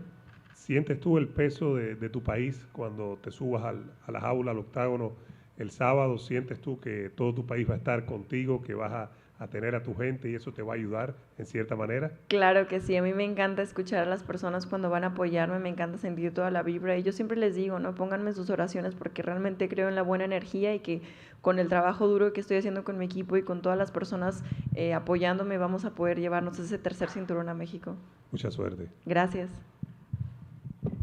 Alexa, mencionaste la disciplina y que vas contra una de las mejores libra por libra, pero hay parte de esto que todavía es divertido para ti, que puedes decir, ok, logré mis sueños, estoy en lo más alto y sí voy a poder sonreír porque llegué a lo que muchos no han logrado antes que ti. Ay, es que cada pelea es así, ¿sabes? cada victoria o cada paso siguiente que doy, uno cree que es el más alto, pero te das cuenta que puedes dar un paso más alto y más alto y más alto y más alto y realmente no sé hasta dónde llegue esta escalera, pero yo estoy feliz de cada escalón que estoy subiendo, estoy realmente muy contenta, muy orgullosa de lo que estoy logrando y de mi vida realmente cambió muchísimo desde que entré a la UFC, no te voy a mentir, antes mi motivación era tener una mejor vida, poder tener una mejor calidad, ¿no? de vida y ahora que lo tengo, pues mi foco más importante es ganar ese cinturón. Y finalmente para mí, qué lindo, bonito, padre, memorable es estar en Las Vegas, el gran evento de marzo y aparte en el regreso de una otra leyenda, Jon Jones. ¿Qué más energía te da? ¿Qué otro nivel llegas gracias a esto? Pues imagínate, es una gran cartelera, son nombres muy, muy importantes y me da gusto poder estar aquí, poder que poner mi nombre, mi apellido Grasso en esta cartelera y espero que todas las personas lo vean, disfruten mucho todo el evento. De acuerdo, gracias y buena suerte el sábado. Gracias. Alexa, over here. You know, you're in a title fight, you know, on the card, headlined by Jon Jones, one of the greatest fighters of all time. Kind of curious if you have a take on the Jon Jones-Ciryl Gane fight.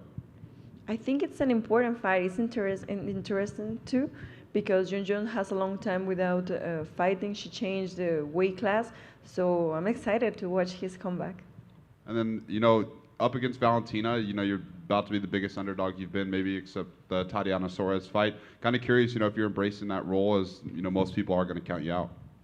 Well, a lot of people don't cheer and don't believe for themselves. Why will they do that for me, you know?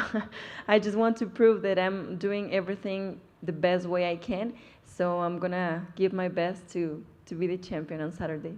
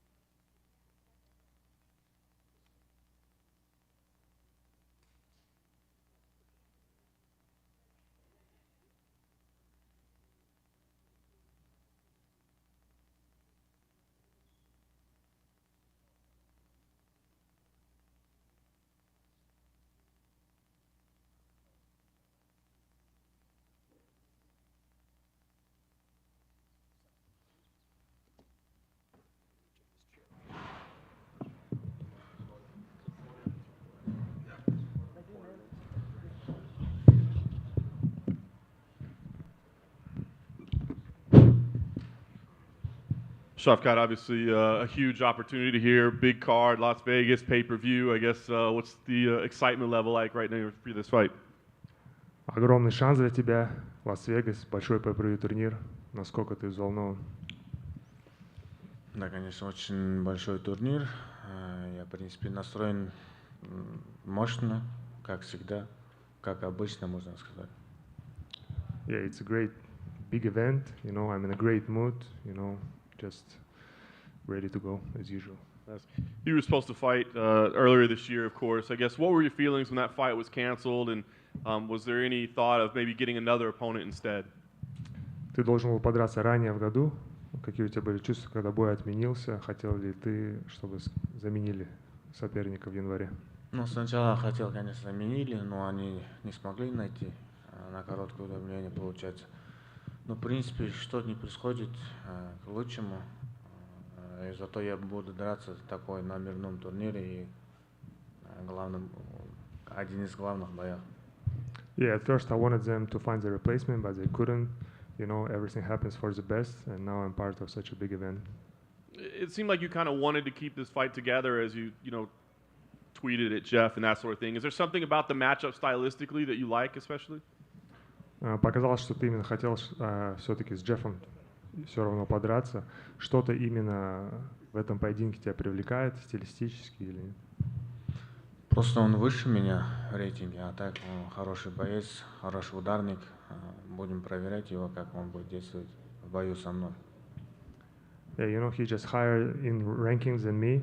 You know, he's a good fighter, good striker. You know, we're gonna check his skills. How's he gonna approach the fight with me? That's the last thing for me. I mean, a win here would be huge for you, and a lot of people are calling for you to get a title shot sooner rather than later. I mean, how far do you think you would be from that, and would you start to call for that with a win here? Многие считают, что победа в этом поединке будет для тебя огромным продвижением и ожидают от тебя шанса подраться за титул в будущем. Насколько ты считаешь, приблизишься ты к титулу после этого боя? Я думаю, после этого боя за титул, думаю, еще один или два боя останется максимум. Yeah, I think after this fight, you know, maybe one or maximum 2 fights before I fight for the title. Shavkat over here. Even dating back to before you got into the UFC, where does Geoff's power rank in terms of your previous opponents? Because obviously especially lately, he's been knocking out a lot of people. Если сравнить со всеми соперниками, даже до UFC, где ты ставишь Джеффа по уровню как бы мощи, силы удара? Я не знаю, он как сильно бьет, но посмотрим в бою, как он будет себя показывать. Я не знаю, особо таких ударов никогда не пропускал, но пару раз бывал, но я думаю, посмотрим. Он сможет ли меня достать вообще? You know, I don't know how hard he hits yet, so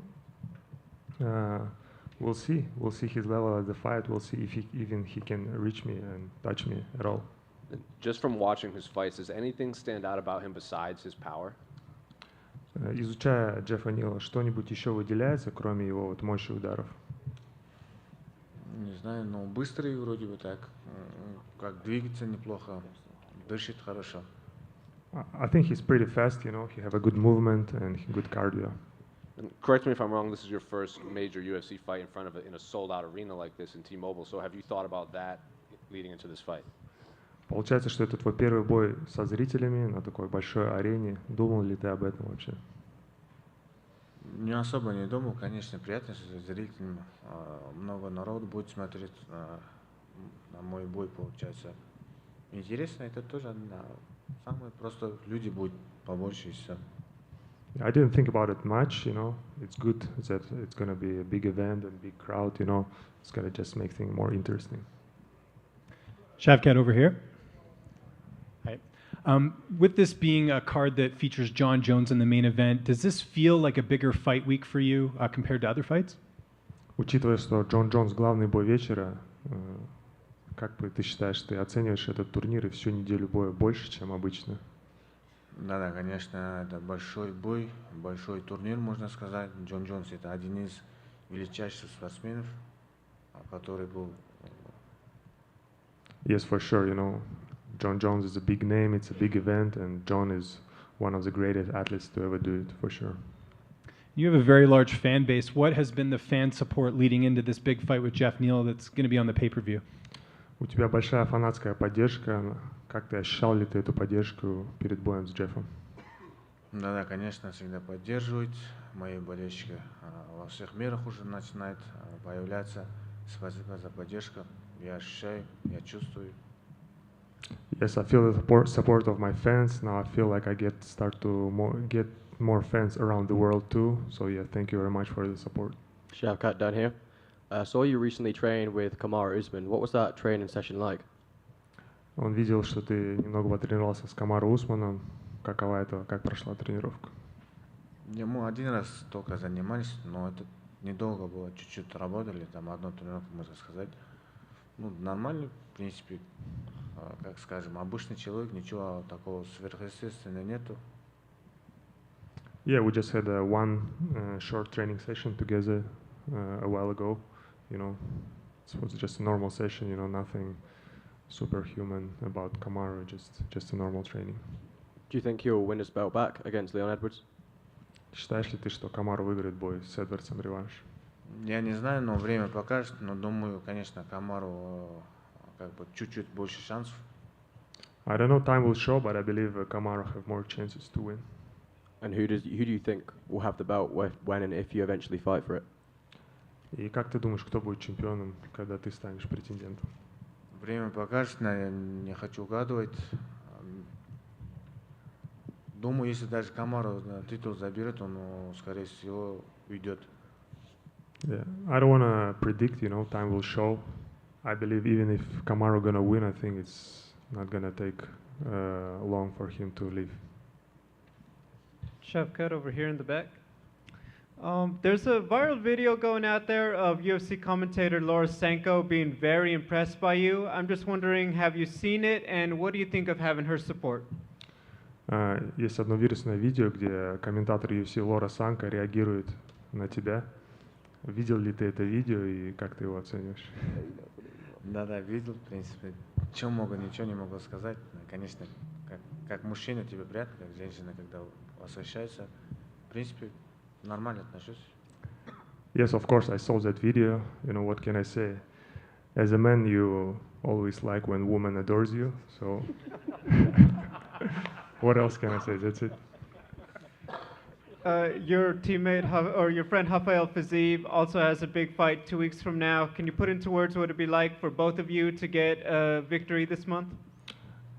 Твой друг Рафаэль Физиев будет скоро драться через 2 недели с Джастином Гейджи. Что будет значить для тебя, если вы оба победите? Конечно, хорошо будет для меня и для нее тоже, как бы для наших болельщиков, в принципе. It will be good for me, for him, and for our fans. It will be great.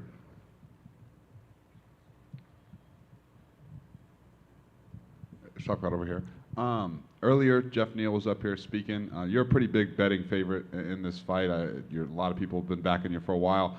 Geoff kind of acted like he was going to be ruining everybody's parlays this week. Kind of curious how you feel about Geoff's confidence against you. Джефф был здесь ранее, и у него спрашивали вопрос по поводу котировок букмекеров, так как ты являешься явным фаворитом. И Джефф сказал, что он порушит, так сказать, экспрессы многих. Что ты думаешь об этом? Не знаю, бой покажет, конечно. Ну, я думаю, что я, конечно, чуть-чуть здесь фаворит, хоть рейтинг он выше стоит, потому что я не побежденный, всех досрочно выиграл, насчет этого меня как бы фаворитом стоит. I don't know, fight will show, but I believe I'm a little bit favorite here, you know, and I'm a favorite for a reason, because I'm undefeated and I finished all of my opponents. And then last question, you know, you're fighting on a card headlined by Jon Jones, one of the greatest fighters of all time. Kind of curious if you have an opinion on how that fight versus Ciryl Gane is going to play out. И твой прогноз на главный бой вечера между Джонсом и Ciryl Gane'ом? Конечно, тяжело, но, как скажем, Джон Джонс давно не дрался, он в каком форме, мы никто не знаем, за это что-то сказать тяжело. Если, конечно, Jon Jones будет Ciryl Gane переводить и держать, там он может так выиграть. А так стойки, я думаю, с ним тяжело будет, потому что Ciryl Gane очень чувствительный и, как бы, скажем, легко двигаться. Футворк у него хороший. You know, Jones didn't fight for a while, and it's hard to predict in what kind of shape he's gonna come back. If he can able to take down Ciryl and control him, I believe he's gonna win the fight. But standing up, I believe Ciryl have a better striking and better movement and better footwork.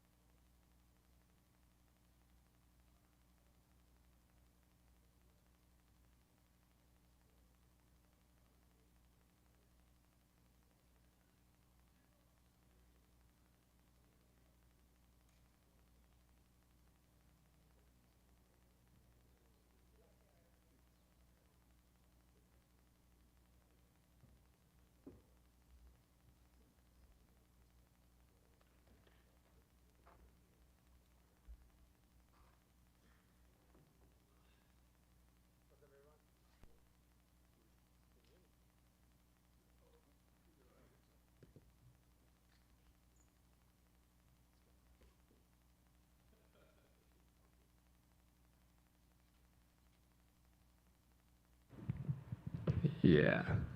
What's up, guys? What's going on, Dricus? It's a big fight, right? I mean, you've been working towards these moments, number 10 versus number 5, UFC pay-per-view. I mean, ESPN portion, but T-Mobile Arena. I mean, just what's the emotion around this fight right now?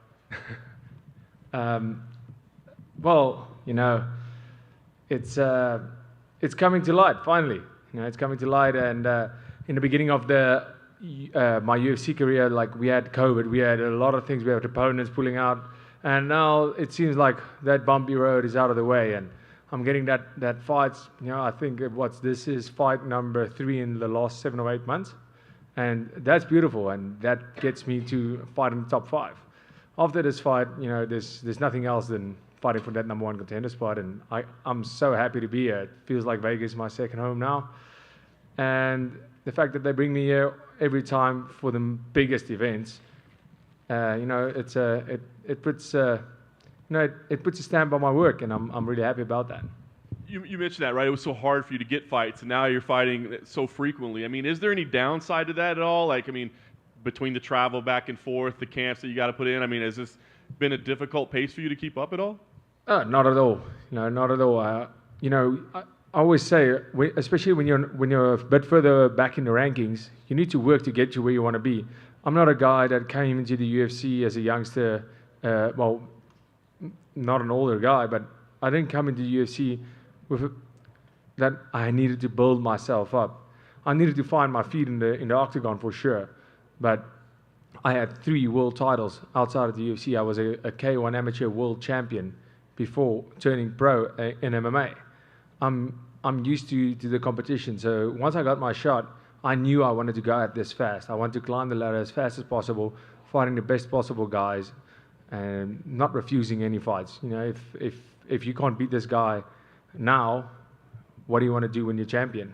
I want to beat whoever they put in front of me, and I have been doing that. When they phone and say, we have an opponent for you, this is the guy. I've only fought guys ranked above me. I've said yes, and let's climb the ranks. And yeah, I'm coming for top 5, and I'm absolutely ecstatic about that. What were your thoughts when the name that they gave you this time was Derek Brunson? I mean, the guy's been in the UFC for a decade plus. I mean, were you watching this guy along the way on your way up?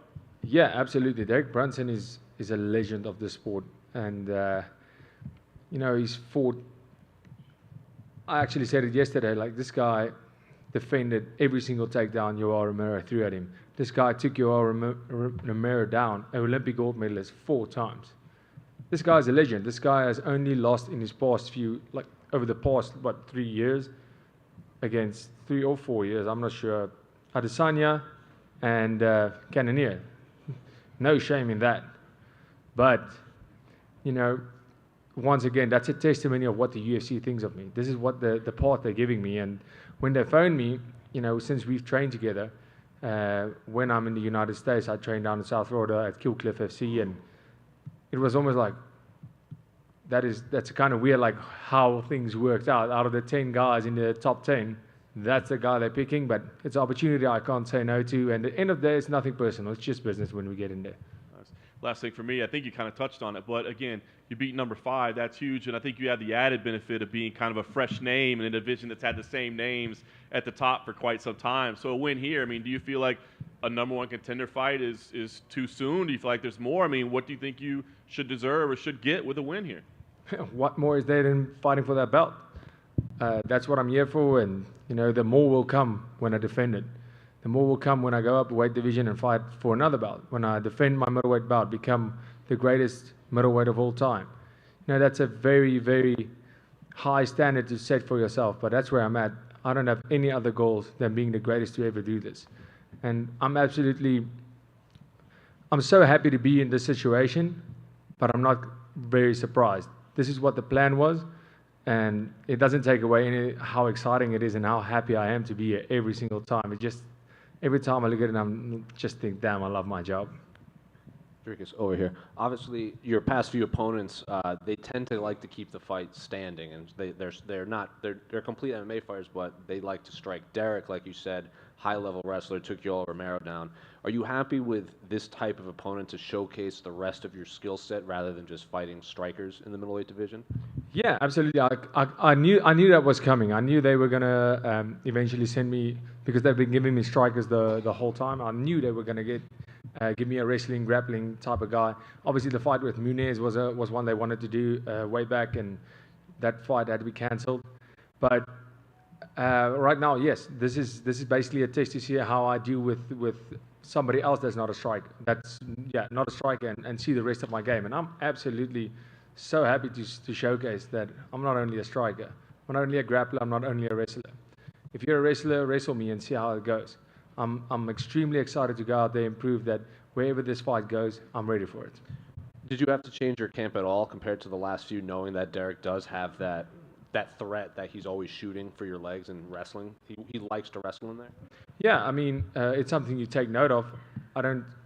My opponents don't really dictate how I train and how I think about a fight. At the end of the day, I'm thinking about what I'm going to do. Obviously, we take note of that, and you bring in the guys that can wrestle a little bit more. You can get space. Your training partners does try to take you down a little bit more often, and you do prepare for those situations a little bit more, 100%.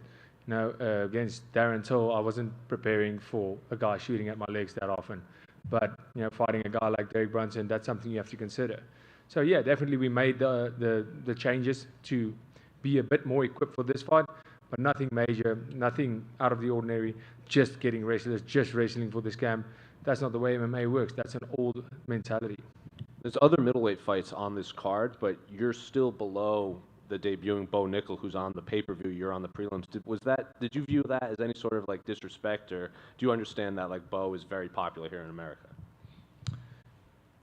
Yeah, as a wrestler, but at the end of the day, maybe when I fight for the belt, I can open up the card on the early prelims. I've been getting performance bonuses almost every fight, putting up amazing performances, and they booted me down to the undercard. But really, just give me in the fight, and I'll win my fight. That's what I'm here for.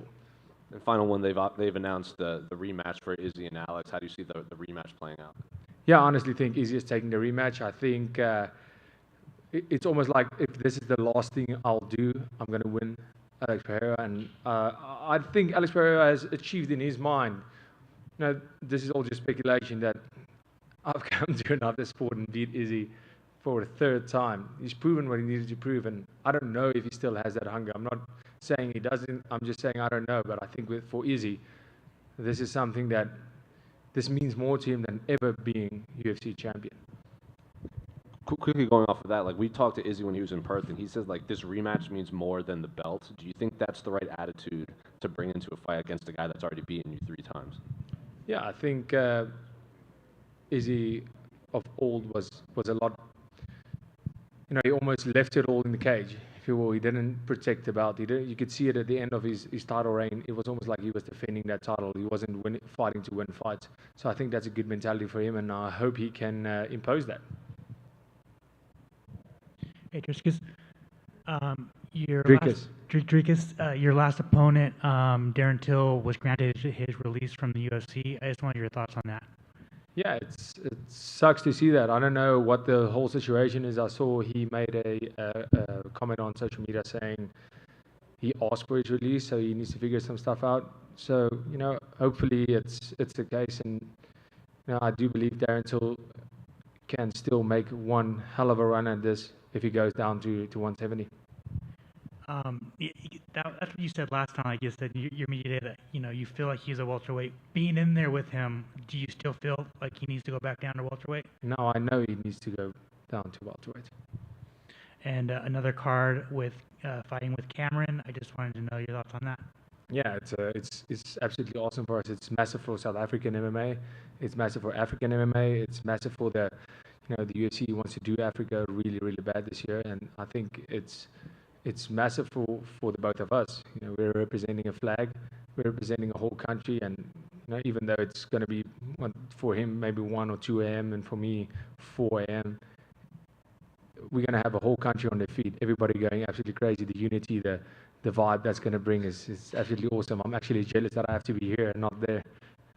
Awesome, thanks, man. Dricus over here. The back. Yep. Dricus, out of curiosity, is the C on your coat for Cameron Simon? Let's say so.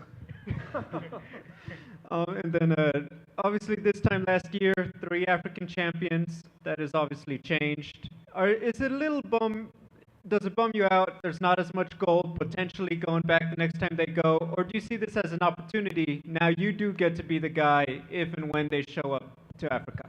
Well, I mean, did those belts ever go to Africa? As far as I know, it came to America and New Zealand. I'm going to take a belt to Africa.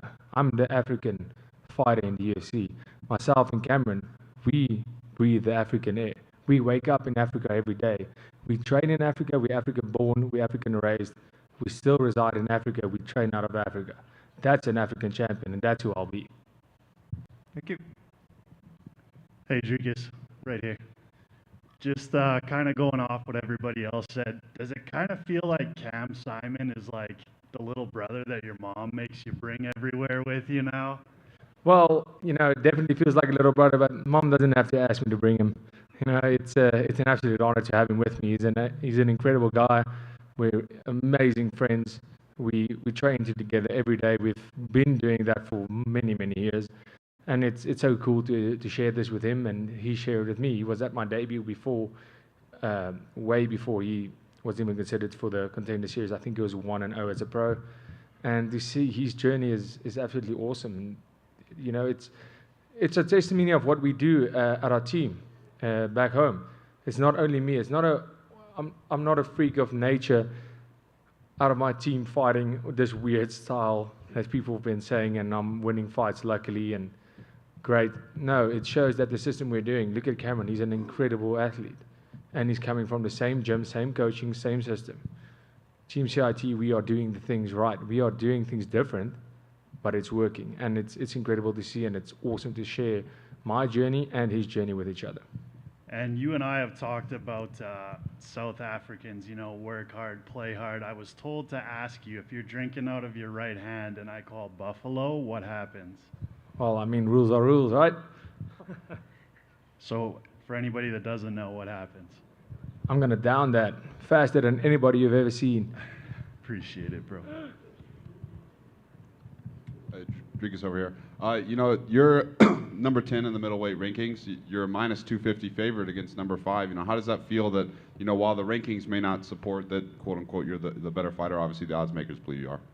Yeah, that's always great. The odds, to me, it doesn't really matter, but it is, a tap on the shoulder to know that people are starting to realize, like, this guy, random guy coming out of South Africa is not just a fly-by-night, got that lucky punch, got another lucky punch. No, they started taking me seriously, and they know that I can hang with the best in the world. You made a comment earlier that Vegas was starting to feel like a second home. Obviously, Vegas, one of the best cities in the world. Yeah, anything in Vegas you particularly enjoy besides fighting? I love the pizza, I love the beer, and that's all I have to say about that. Sounds good. Last question for you. Main event, obviously Jon Jones, one of the greatest fighters of all time, headlining a card you're getting to fight on. Do you have an opinion on how that fight's going to play out? Yeah, absolutely amazing. I said Jon Jones, the return, when I heard that's happening, I got offered the fight on this card before I knew that Jon Jones is returning. I just had a feeling, and I said, I think that's the card. They're going to make him return. Like I really want to be on that card. It's great. And it's a massive honor for me. Like I said, I was on the Dustin Poirier Conor 3 card. I was on the Adesanya Cannonier card. I was on some of the best cards ever. It's been absolutely awesome to be on those cards. Every card I've been on, except for my debut, was a massive pay-per-view event here at the Team Mobile. So, yeah, I think the greatest Jon Jones will be victorious. I think he has enough tools, and it's almost. But it's also one of those fights where you don't know. It's like you have to wait for it. 3 years is a very long time. And I don't think he's a guy that's going to struggle with ring rust. I just think, the game changes, and it changes fast. Especially these past, 2 years, you could see, every event you see, you're like, wow. People are just adapting so quickly, and the game is changing. And this game waits for no man. So that's going to also be a factor. So it's going to be interesting to see how he does the adjustment. I believe he had enough time at the weight that he's at to be comfortable there.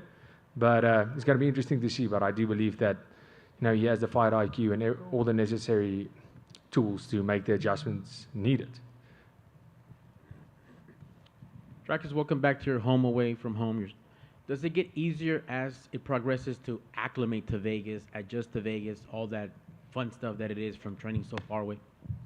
Yeah, I guess it gets familiar. It gets familiar. It's good that it gets familiar. I starting to know the town, starting to almost go through the paces once you get here. It's not it's not a struggle to arrange to go to the PI to, you know, get a car rented, get accommodation, because I have to be here quite early because we have a 10-hour time difference. So for me, it is absolute necessity for me to be here at least 10 days from the fight to be able to climatize 100%. So at first needing to sort out accommodation, the rentals, you know, everything, the training, everything you need. And by now, everything is sorted. We know how to deal with it. We know how to deal with it, and it gets easier and it gets more fun every single time.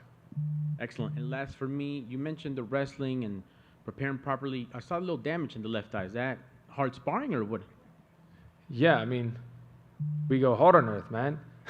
No, I'm saying the left eye was just a little blood vessel. You know, it's been there for a couple of weeks. Nothing serious. Obviously, I had it checked out. So it's just a little blood vessel. You know, it happens. Excellent. Thank you, sir, and good luck on Saturday. Thank you so much. Thank you very much, everybody.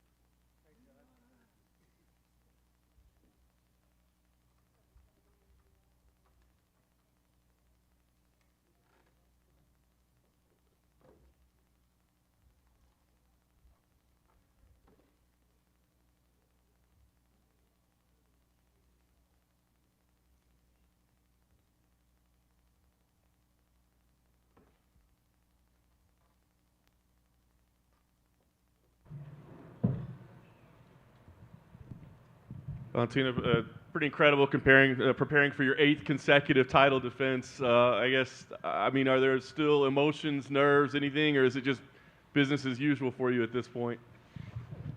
As usual, emotion, nerves, everything like on their own place.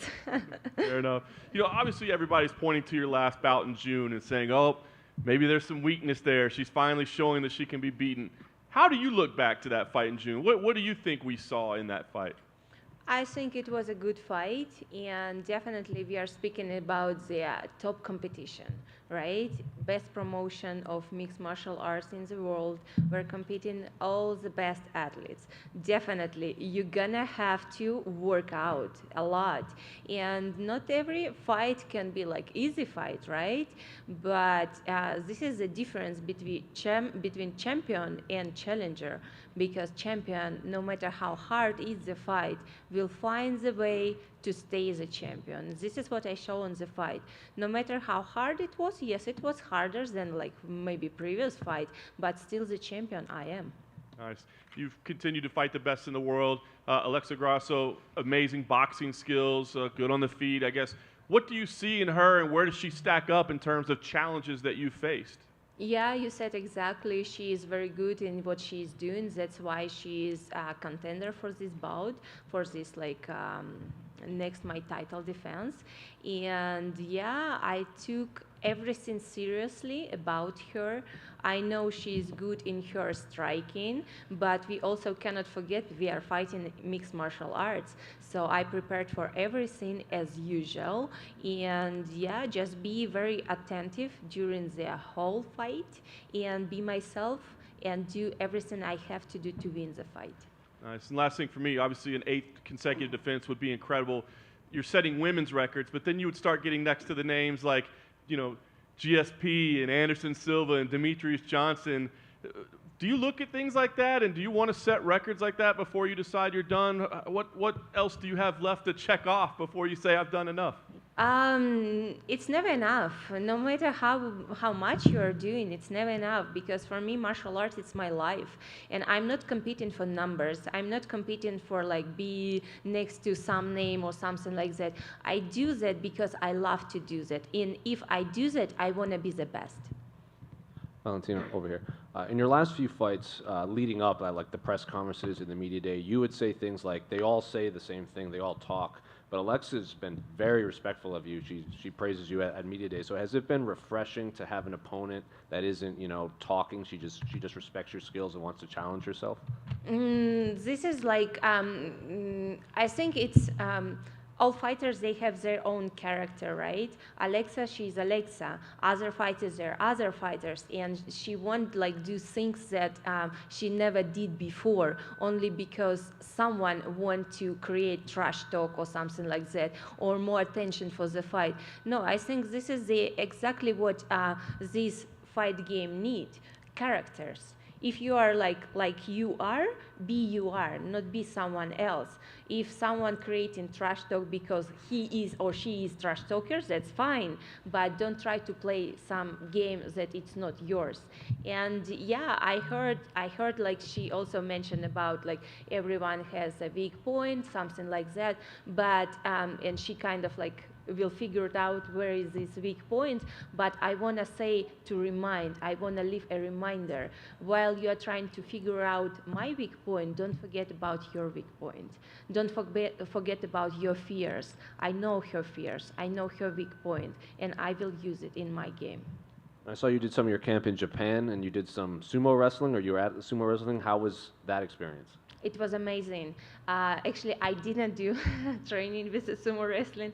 I was watching how they train, and it's very impressive because usually people, what do they watch competition? It's kind of like whole different story. And the trainings, you see how they work, how much effort they put on their sport. And after we were like very lucky to have a lunch with them and actually to stay see how they are living. It's like 3-floor building. First floor this is like training gym.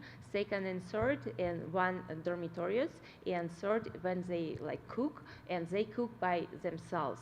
It's everything about traditions, everything about like how you how much respect you have to your training partner, to your teacher. And I very enjoy to see the approach what Japan how is martial arts over there, because it's kind of like old style martial arts. Now in the modern world, many fighters, they're thinking about money, about ratings, about they don't care much about the gyms, they don't care much about their coaches, but there it's still like old school, the school what I was growing up, the same spirit, and where they fighting, they training very hard. And I speak not only about the sumo wrestling, also about MMA fighters, about in general mixed martial arts.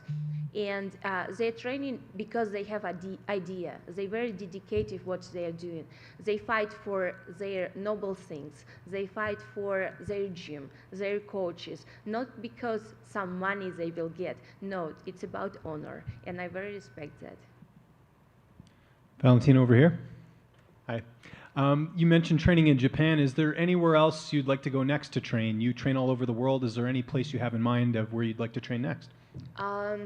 To train next, it's a very interesting question, but I don't know about the training, but one of my countries what I really want to visit, India, is calling me a lot and saying, Valentina, when you come to India, and I really want to go there because I think India is a very pretty country. I love to watch Bollywood movies, and recent movies, they are they are just cool, especially about sport. They're very cool movies.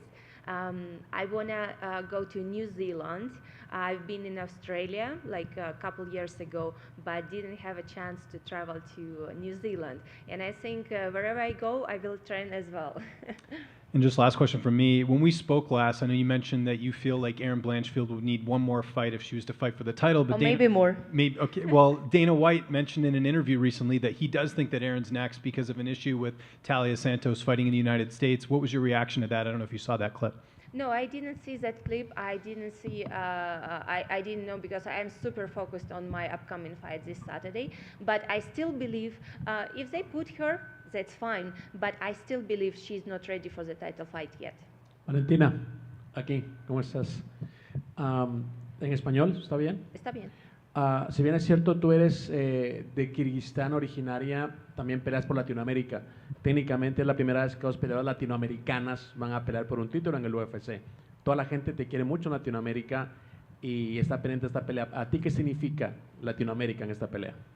Significa mucho para mí Latinoamérica porque he vivido bastante tiempo, 8 años por allá, y claro que adoptó muy bien la cultura que tiene la gente, en ambiente en general, y tengo mucho amor y mucho cariño por todos los países, porque cuando nosotros vivimos en Perú, por este tiempo, nosotros viajamos por toda Latinoamérica, Colombia, Ecuador, Argentina, Paraguay, Uruguay, sí, claro que Brasil. Tenemos muy buenos amigos en México también, muy buena escuela Black Belt Central, y este mundo siempre se queda en mi corazón, porque tanto tiempo es como ya es parte de ti.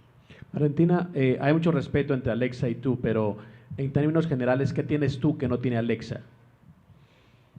Yo creo que eso vamos a ver el sábado, ¿no? Y yo no me gusta antes de la pelea hablar mucho de estas cosas, comparar una a la otra, porque yo creo que cada una tiene sus cosas buenas, y esto es lo más bonito de ver en artes marciales. Cada uno es diferente y todos juntos nosotros como traemos una belleza para artes marciales mixtas en general. Gracias. Valentina down here. Do you think you'll ever go back up to bantamweight, or is the rest of your career going to be at flyweight? I do think I'm going to move up. Yeah, I do think it's going to happen someday. Given that, do you think a trilogy with Amanda is inevitable? It's only the one reason why I should move up. How do you think a trilogy goes? This time has to go like my way, no matter what. I think I will have to do like everything that I have to do to win the fight, because it's kind of like what I expecting from myself. Do you think you're the only person at 135 that can beat Amanda? I am. I will try to do that. Yeah, I think that our like second fight what we had, and I don't think that I lost that fight, and I rewatched it like several times, and I still think it should be like go different way. If it would be like champion against champion, no doubt judges would give like victory to my side. But that time it was different situation, different circumstances. That's why it's happened what has happened. But when the trilogy gonna happen, it's gonna be everything like completely new, brand new. Valentina down here, I know you said that you don't focus on accolades and making history, but if you do win this fight, you're going to become the first champion to complete the set of rubies. You're going to have 8 rubies. I mean, how does that feel? Oh, it feels amazing, yeah, definitely, but I don't think about that right now. I don't want to put in my head thoughts that don't belong here right now at this moment. I know if I win, this is only what matters. But if I start to think about rubies, numbers, names, or something like that, I'm gonna go way far from my goal. So I prefer to stay focused on what I have to do, and I know if I do the way as I want to do that, I mean successfully defend my title. Everything else just gonna be here naturally. Thank you. Hey, Valentina. Ren Nakai picked up a big win and called you out, and then you said if you come to the UFC, get in the top 10, I would like to fight you. Is that a fight, I know that you're focused on Alexa, but is that a fight in the future that you would like to welcome?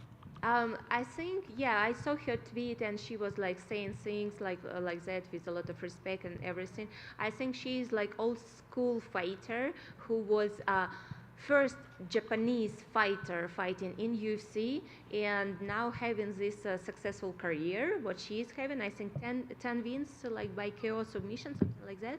And she deserves to be in UFC, but it doesn't mean that she can like straight jump in here and fight for the title. It doesn't mean. I just say like, yeah, you deserve to be in UFC because you are old school fighter. With her being an old school fighter, is that a name that you would like to put on your resume? I don't know. I never think about like what's collecting names or something like that. But if she can do that, if she can like go back to the UFC, if she can claim up to top 10, it's hardly difficult, I say, because this competition is very hard. If she can do that, why not? Oh, thank you. Valentina, way over here in the back. Valentina, you know, we always talk about, oh, she must prepare so much to be at the level that she's at and to be as successful as she has. So when you have a fight like your last one that was so competitive and you already trained so much, does it change anything? How do you improve when you already put so much work into being the best? Oh, you know, it's kind of like cool thing about martial arts. You never stop to improve. No matter how successful you are here to be better every single day. And no matter how was successful fight, or what fight it was, there is some things to work on. And after every fight, after successful defense, even more a little bit complicated defense, me, my coach Pavel, my team, we are sitting together, we see what we can add to my game and we work on that. So this process is never stopping for me. So it's kind of like natural for me. I every time looking how to be better. We obviously finally got to see your movie with Halle Berry, Bruised. The fight ends in a draw. Is there a version of the movie where you win the fight? About what? Is there a version of the movie where you win the fight with Halle Berry? What kind of movie you were watching? Or the film? I am winning the fight over there. What kind of movie was you watching? Thank you. Valentina, aquí en español otra vez. La última pelea tuya fue difícil, fue cerrada, fue complicada. ¿Cambiaste algo para esta nueva defensa de tu campeonato? ¿Agregaste algo, quitaste algo, alimentación, parte física, la táctica? No significa que tú tienes que cambiar algo cardinalmente. A pesar que una pelea fue un poquito más complicada que las otras. No estoy pensando que la pelea fue mucho más complicada, porque ¿qué nosotros podremos ver de mi contrincante? Sentar de atrás de mi espalda y solamente esperar cuando pasa el tiempo así y recibiendo todo el damage que yo siempre golpeaba. ¿Qué se puede decir? Sí, tal vez esta decisión fue 2-1, sí, tal vez, pero no creo que fue muy complicada y muy difícil para cardinalmente cambiar algo. No, yo sé que solamente tenía que trabajar igual como yo estoy trabajando y lo más importante para la pelea que yo tengo este sábado es ser mí misma, trabajar en mis instintos como peleadora y yo sé que si estoy en una forma de 100%, todo va a salir bien. Y ya una más rapidito.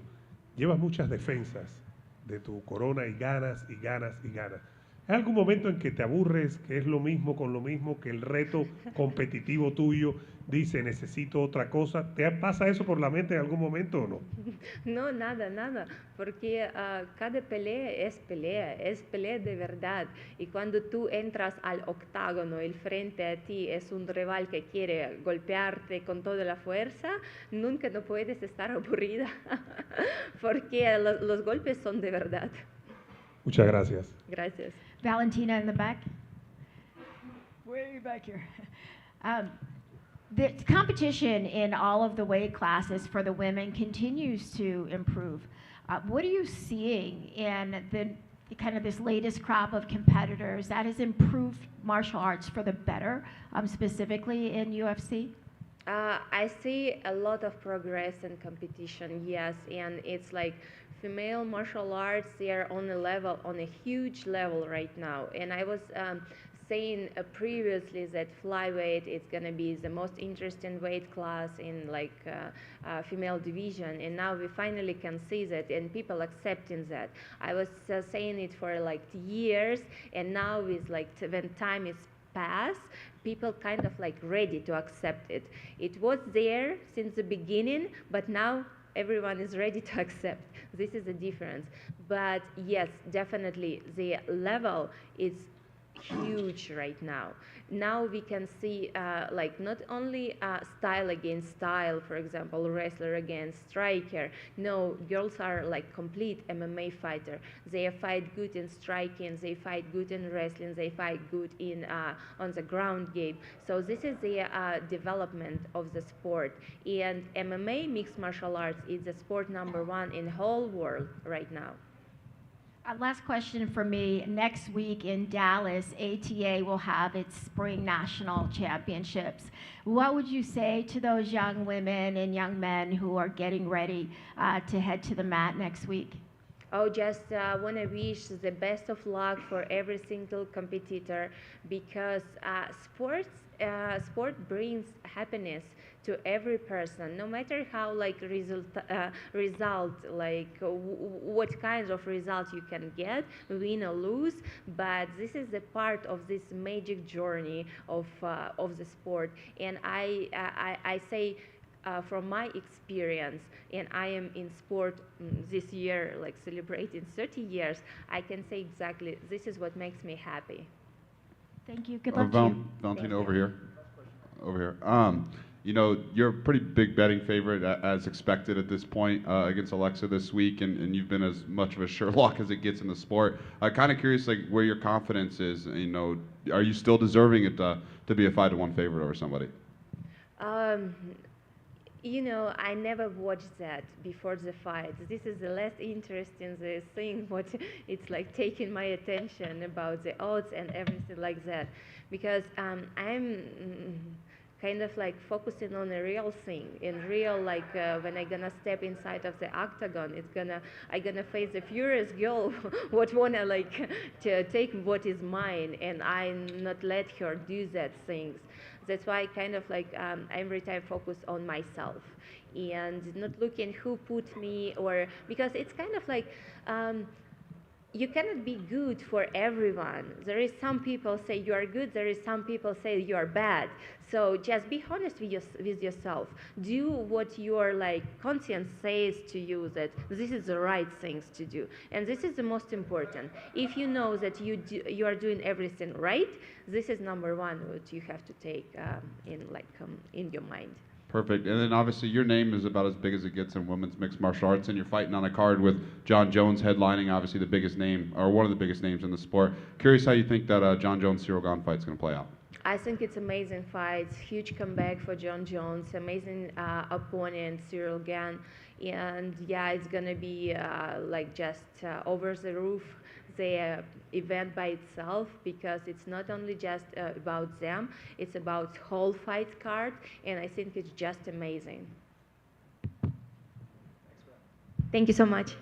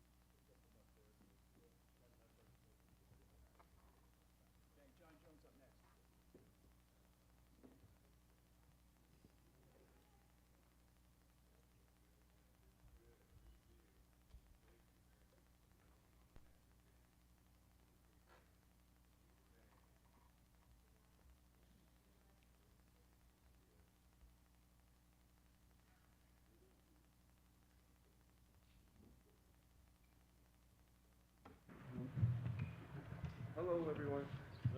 How are you guys?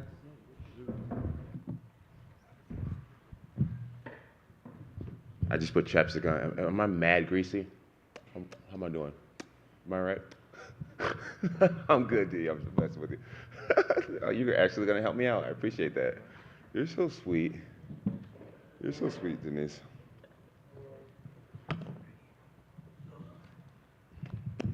Jon, I know how excited you were when this fight got officially announced and put together. I guess now that we're just a couple days out from you getting back in the octagon, what is the feel like for you right now? Oh man, it feels awesome. I'm just so grateful to be here. I'm glad to be home. The promotion is just so different than it used to be. It's just like, it's really stepped up a notch, man. It's awesome. It's just really great. I'm soaking it all up. I'm trying my best to just enjoy the whole process and just have as much fun with it all as I can. I know that you were kind of looking for like that healthy fear, like a little bit of nerves that maybe weren't there. I wondered if they were there, and then I noticed you got up there at media day and you're worried most about the chapstick and how it's looking on your face. So I'm guessing maybe not too much nerves going on right now, but ahead of this fight, heavyweight and the debut, like, is that healthy fear back a little bit? What is it? What? Like that nerves, some of that edge back. that was kind of missing, yeah. Yeah, I don't know if it's fear. One of my favorite quotes, is, God hasn't given me the spirit of fear, but a power, love, and a sound mind. So I can't say that I'm afraid. I mean, there's some nervousness. Doing media makes you feel a little nervous. You just want to put your best foot forward. Seeing the fans again, being the kind of center of attention again. Dude, I'm from Albuquerque, and I live a pretty simple lifestyle. Shooting guns, hanging out with my dog, taking care of my family. It's just like, I'm just a low-key guy. So this is like, it's a nice reality check being out here in front of everyone again, and I'm just doing my best with it and trying to have fun with it, share some light and love, and just enjoy the process. For all of us on the outside, like, our big questions are, right, it's like, how's Jon's body going to hold up at heavyweight? Will he still have the speed and the movement? Will the strength hold up? Can the cardio go 5 rounds? I mean, you've been the one preparing, and do you know the answers to all those questions, or do you not know how it is once you get in the actual octagon? I believe I know the answers to these questions. I feel awesome. I feel like I move really well. I have great pride in my endurance. I do a lot of endurance training, whether I'm on the row machine or in the pool or on the bike or sparring or heavy mitts, jiu-jitsu, jogging. I work really hard. I feel great. Honestly, I feel like a stronger version of myself. I'm not super lean. I don't have a mean six-pack like I used to. That took me a while to get used to, you know what I mean? Like, back in the day, I would judge, like, my fitness level by the way I looked in the mirror. I'm a heavyweight now. That's why my teammates said, Jon, you're a heavyweight now. And it's not about what you look like. It's about how you perform. And I feel like I'm performing really well. I've had some close knockouts this camp, knocking out other people. That's something that never happened in camp in the past. When I decide I want to get guys down to the ground, they go down. I have pretty much a 100% takedown rate in my training right now. And I feel really good. I like it. Get to eat what I want. Feel good, you know what I'm saying? Life is good. Nice. The last question for me, I mean, obviously you spent a lot of time fighting the absolute best in the world, right? So I'm just curious, as you break down Ciryl, where does he rank on that scale of best in the world? Like, is he up there as one of the toughest challenges you've ever had, or maybe not? It's hard to say. It's hard to say whether it'd be the toughest challenge or not. I can't predict the future. My first Gustafsson fight, I wasn't expecting him to put on the fight he did, and it was an absolute war. I am ready for whatever. I'm ready to dominate, but if I don't dominate and the fight goes 5 rounds, I'm ready to press forward, and I'm ready for a dogfight. I'm ready to bleed and sweat and leave my heart out there. I'm ready for however it goes. I feel pretty prepared for victory. Jon, over here. You just mentioned about being prepared to bleed and stuff like that. I know you're a technician at this sport, but you're also someone who can go in there with bad intentions. You want to go in there and prove that you can beat this guy up. Ciryl talks about this as a sport, as an athletic competition. Do you think when it comes down to it, he just doesn't have some bad intentions in him like you could take in there? Well, I believe that, if I go out there and stand in front of him and let him get into his rhythm, then I'm sure he'd have bad intentions. I won't be lulled to sleep by him of like, oh, I'm just happy to be here. It's just a sport. Life goes on if I win or lose. I feel like I fight from something a little bit different. There's a dog inside of me. It was interesting because during the countdown, his coach was like, For the Tai Tuivasa fight, we focused on bringing out Ciryl's dog, and I don't feel like that's something your coach should have to like teach you about being a dog. Either you have it or you don't. And I know that I'm a dog at the end of the day. I have a dog in me. I have a lion in me. I have a vicious warrior inside of me. It's who I am. And losing is not an option. This is not just a sporting event to me. This is my life. This is my image. This is my legacy. This is me. And my reasons why are really big, you know.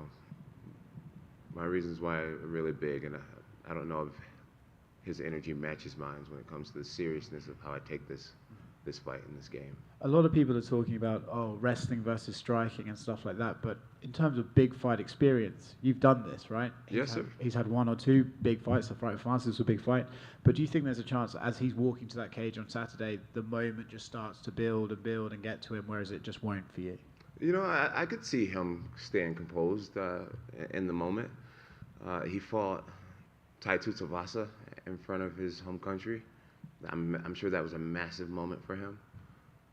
But I'm not Tai Tuivasa. I look nothing like him. I don't perform like him. I'm not Derek Lewis. I'm not Francis Ngannou. I'm a much, much different athlete. I'm by far the most versatile athlete he's ever faced. I'm the most experienced athlete he's ever faced. And whether he realizes it in the cage, or walking to the cage or not, he will realize it maybe by round 2 or round 1. He'll realize it. He'll realize it. And last one from me. When you spoke to John Morgan, you said that you can guarantee the fans this fight and a Stipe fight. Is that possibly the last time we'll see you? If you beat Stipe, are you content with walking away? Or do you have an interest in fighting these younger up-and-comers once again, but this time at a different division? You know, really, I can't predict the future. You know, I speak very confidently. I have a lot of belief. I have a lot of faith, but I can't predict the future. Like I said, this fight could be an absolute war, or it could be like, wow, he just blew through Gane. You know, I don't know how it's going to look. I think I'm going to base it on how I'm performing, you know, how I'm feeling. I'm just going to take it one fight at a time. And my goals for myself personally is to make this look easy and to fight at least 2 times this year, at least. And then we'll just take it from there. John, over here. We spoke with Anthony Smith earlier this week, and he said if you had fought Francis, he would probably predict you to go 50-45 over Francis, and he feels Ciryl is just the tougher, like, mixed martial arts fight. So given how much tape you do watch leading up to your fights, do you agree that Ciryl would just be a tougher all-around fight than Francis? I feel like Ciryl is the most incomplete fighter in the top 5 right now. He has really good striking, and he has really good footwork. But I've watched his fights, you know. He got tired in his last fight against Francis Ngannou. All that fancy footwork, you know, him supposedly being the fastest heavyweight that we've ever seen, all that went away. 1 or 2 takedowns, making him earn getting back up to his feet. That tired him out big time. I'm a wrestler, and I wrestle people a lot, and it's a different type of endurance, you know. A lot of people don't like having someone on top of them and having to earn their way back up to his feet. I watched Francis Ngannou in that last fight. Francis, in the last rounds, could barely move his feet. He could barely lift his legs. He was walking so slowly. And Gane didn't destroy Francis. You know what I mean? Francis wins his fights by like 1st round knockout, 2nd round knockout. Francis outworked Ciryl Gane. Ciryl Gane's coach said it himself. Ciryl's talented, Francis is a hard worker. I beat Daniel Cormier. I outworked Daniel Cormier. Daniel's slogan is embrace the grind. Daniel Cormier outworked the shit out of Francis. But Francis, the guy who outworked Ciryl Gane, it's like, since when has Francis become a guy who outworks others? His gift is knockout power. He got outworked by Francis. That tells me a lot. That tells me a lot. I watch that fight almost every night, and I just see Francis exhausted, land on top of Ciryl Gane, not even trying to hurt him, just being satisfied being on top. and I saw no offense from the ground. We all know Ciryl has nice ankle locks. Our team worked extensively in ankle lock defense, reversing them. I just don't see Ciryl being able to handle a guy like me. I just can't see it. I respect him. I work very hard. I know I talk confidently, but I respect him so much. And like every opponent, I give it my all. I just don't see myself losing to a guy like Ciryl Gane. Not getting outworked by Francis. I just can't imagine him outworking me and he couldn't outwork Francis. I just can't see that happening. When you went on your layoff, you were the #1 pound-for-pound fighter in the world. That conversation has kind of come up a lot between Volkanovski and Islam, and I feel like there's like a generation of fans that's like, hey, wait, like Jon Jones is fighting in a couple of weeks. Have we forgotten what he's done? Do you think people, like there's a generation that just hasn't seen you fight and maybe they just don't appreciate what you did in the past? Yo, it's wild. The MMA game is wild. I have young men coming up to me. And, Yao Ming? Excuse me? Yao Ming? No, young men. I'd be like, ni hao ma. Yeah, I have young men coming up to me and they're like, dude, I started watching you when I was 10 years old. You know, today I'm 22 years old. I'm like, I've been around for a long time, dude. I got all these gray hairs in my beard. It's wild. It's wild. I'm honored to still be here. It's great to still be here. I've been inactive over the last 3 years when it comes to the UFC space. I've been living a total martial arts lifestyle for the very first time in my life, though. You know, in the past, I would mainly train right before fights, and now I have my own team, and they hold me accountable. I have to be there, and so you know, I weight lift 4 days a week. I train 5 days a week. I have multiple practices a day. To get to your question, Volkanovski has been very active, and I do believe that he deserves to be the top fighter in the world. Him and Islam, you know. I think Volkanovski kept that title after a loss. Well, he deserves it, man. He's refreshing. He speaks well. His country loves him. He represents the sport well. He can't dance. We established that. I asked him about being able to dance. It's funny. He's like, yeah, I just shadow box. Anyways, I'm fighting to be the greatest fighter ever, not to be the pound-for-pound best right now. We have two different motivations, and I think there's room for both of us at the top. And final one for me, Bo Nickal was in here. He said you guys had a little bit of a wrestling match. And so how'd that go? It wasn't a wrestling match. Bo is young and ambitious, and he's looking for a reason to try to take me down, I'm sure. I'll give him the opportunity if he wants it, but I'm an old man with a lot of tricks. We shook hands, and we kind of got down in a wrestling stance. And I think he was thinking that I was going to let his hand go. And he went to try to grab my leg, and I held his hand and just kind of made him do a really awkward motion. And we both looked at each other, and I just said, I got some tricks now. So you didn't walk up to him and say, I bet I could take you down? I did not. I learned my lesson with DC. I learned my lesson. But I'm super excited for Bo Nickal. Just American wrestler. He represents that grit, that hard work. And I could see him just going extremely far in this sport. Yeah, he has one of the greatest martial arts down already, which is, I believe, is wrestling. Us wrestlers, we get to dictate the pace of a fight. You know, things get tough on us, we just take it to the ground, and we can also avoid being taken down. We can get back to our feet when we're in trouble. And Bo has that down. I think he's going to do awesome. I'm excited to get to know him better. John, down here to your left. You touched on your weight training, and you brought in Stan, the Rhino, everything for your weight training. Talk to me about that. How was it training with a former Mr. Olympia bodybuilder? What's up, Governor? Where you from? London. London, yeah. How you doing? I'm good. Awesome. Yeah, so I worked out with a guy named Stan Efferdine for a while. They call him White Rhino. He's actually a Las Vegas native. I worked out with a guy, Matt Wiedemer, who was he was a strength and conditioning coach for, I believe, the Browns, I believe. Anyways, both of these guys came out to Albuquerque. They lived with me for 9 months. They taught me about lifting hard, lifting heavy. They taught me muscular endurance, which is basically lifting heavy for lots of reps. You see guys often, they'll they'll do whole, they'll do 600-pound deadlift and only be able to lift it once. These guys had me doing things like 500 pounds, for sets of 10, things like that, sets of 8, just really working that muscular endurance. They taught me the importance of eating. You got to eat if you want to gain size. And so just eating rice with eggs in the morning and rice for breakfast, lunch, and dinner, 6 meals a day, 3 protein shakes a day, the importance of sleeping early, staying hydrated, just really living the lifestyle of an athlete. And I think that's why I come into this event with so much confidence. I know you guys haven't seen me in 3 years. I don't post very much about my private life or what I do on a day-to-day basis, but my team see me. They see my workout ethic, and it's really good. I'm really proud of it. I'm very confident. I genuinely believe that if you were to put me in some sort of CrossFit event with all the heavyweights in the UFC, I believe I'd come out in first place. There may be guys that can bench a little more than me, guys that maybe can deadlift a little more than me, guys that can squat more than me, but when it comes to running long distance, running fast, lifting big numbers, having muscular endurance, I believe I'm a total package athlete right now. I'm very, very fit. Like I said, I don't have a six-pack right now, which is something I'm used to going into fight week.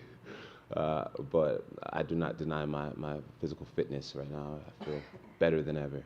And you touched on the big 3 lifts there. What were your records, if you could remember, when you were working this? So I ended off training camp bench pressing 315 for 5. Deadlifts is about 640. And my bench is about 500 pounds, maybe 520, somewhere around there.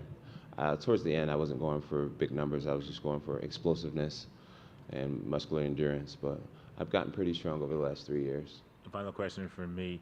A lot has been made about this new heavyweight frame that you got. What was the peak weight that you reached during the 3-year hiatus? A few months ago, I got up to about 267, but I felt a little more bloated, and I didn't like my endurance at that weight. So I plan on competing right around anywhere between 245 and 250 on fight night with Ciryl Gane. I don't think I need to be overly big in this event. I just need to have the engine to carry me through the event. I have the engine. John, right here. You tweeted out the other day, I feel officially cleared and there will be no asterisk next to my performances anymore. I think I know what you were getting at with that, but for people who are maybe uneducated, can you elaborate?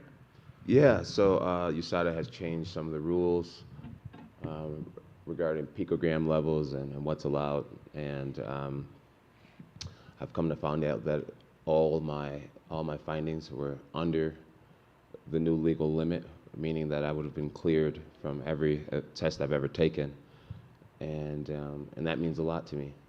I'm grateful to be the athlete who fought the system, who could afford the lawyers and the scientists to prove my innocence. I do believe that I don't know if it's the word carry the cross or like took the bullet for the rest of all the young athletes, but I was the first to have to go through it, and people considered me a cheater. And now, if that same rule would have applied back then, it would have never even made the media. It would have never been a deal at all. My win over Daniel Cormier would not be a no contest. It would be a knockout, KO victory. So I'm hoping that with these rule changes, maybe we could go back and make that no contest a win. That would mean a lot to me. I have no ill will towards USADA or anything like that. It was just something that we needed to go through. I was the first one and one of the biggest names to go through it. And I'm glad I did, because some of these younger fighters wouldn't have been able to survive something like that. They would have just been cut or not been able to afford the lawyers or whatever. So I took the bullet for this sport, for Major League Baseball, and I'm glad that fighters in the future get to avoid what I went through. It was hell being considered a steroid cheat, and I'm glad that people can see clearly now that I never was, and I feel set free. And John in the you back. mentioned, just one more. You mentioned that we don't get to see much of your personal life and stuff like that, but last time you were in Vegas, the Hall of Fame stuff, some of that did spill out into the public. We haven't heard you really address any of that stuff. Just want to give you the opportunity if there's anything you want to say about the past few years. Fair enough. What were you saying, ma'am? Oh, in the back. You mentioned that you have a different motivation. And what is that for you now, and coming into this fight specifically? So my motivation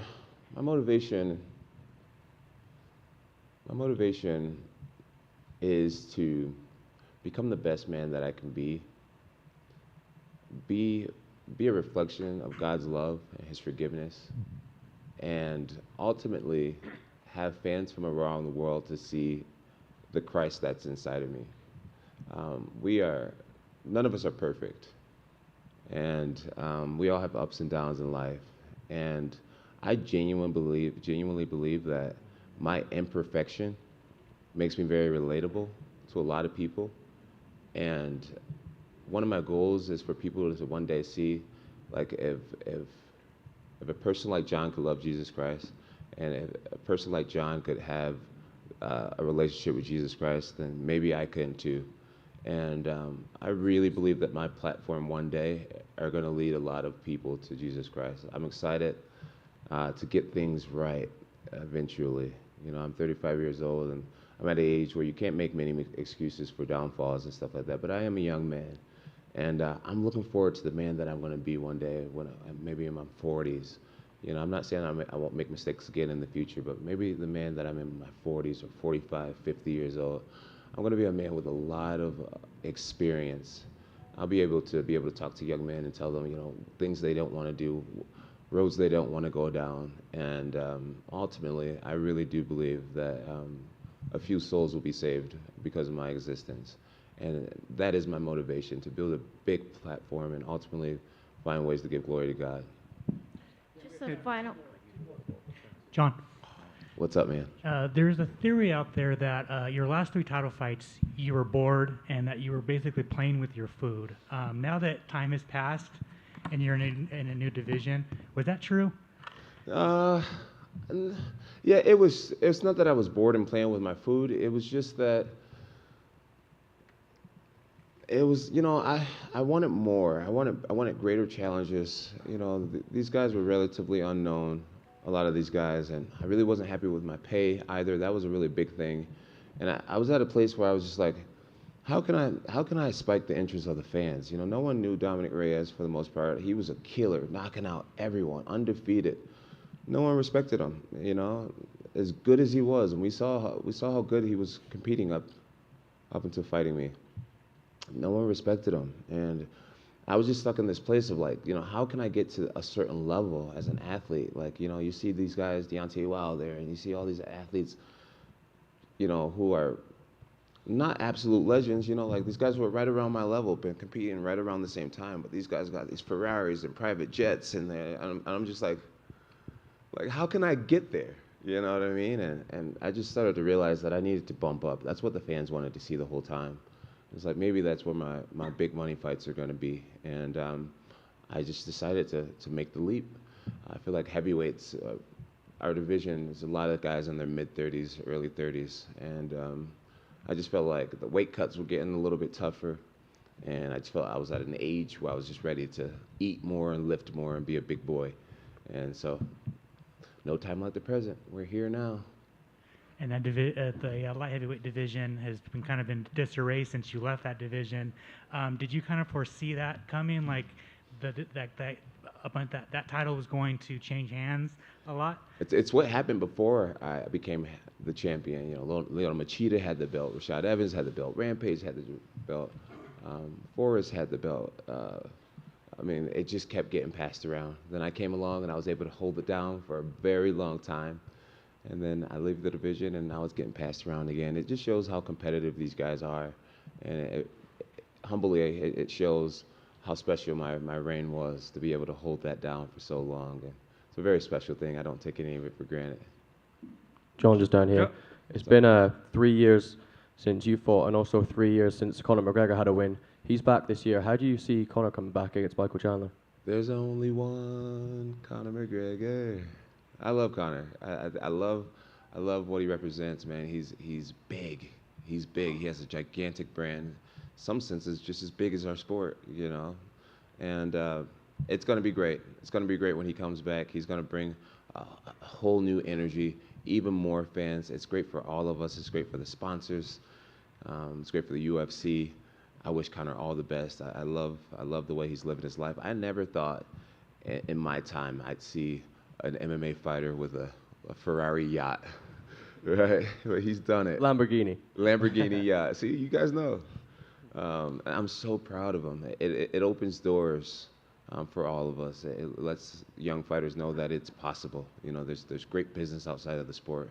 There's life-changing opportunity outside of the sport, and I'm just so grateful for being that example for all of us. And just finally, I know you were commenting on a lot of Alex Pereira's posts before he won the title.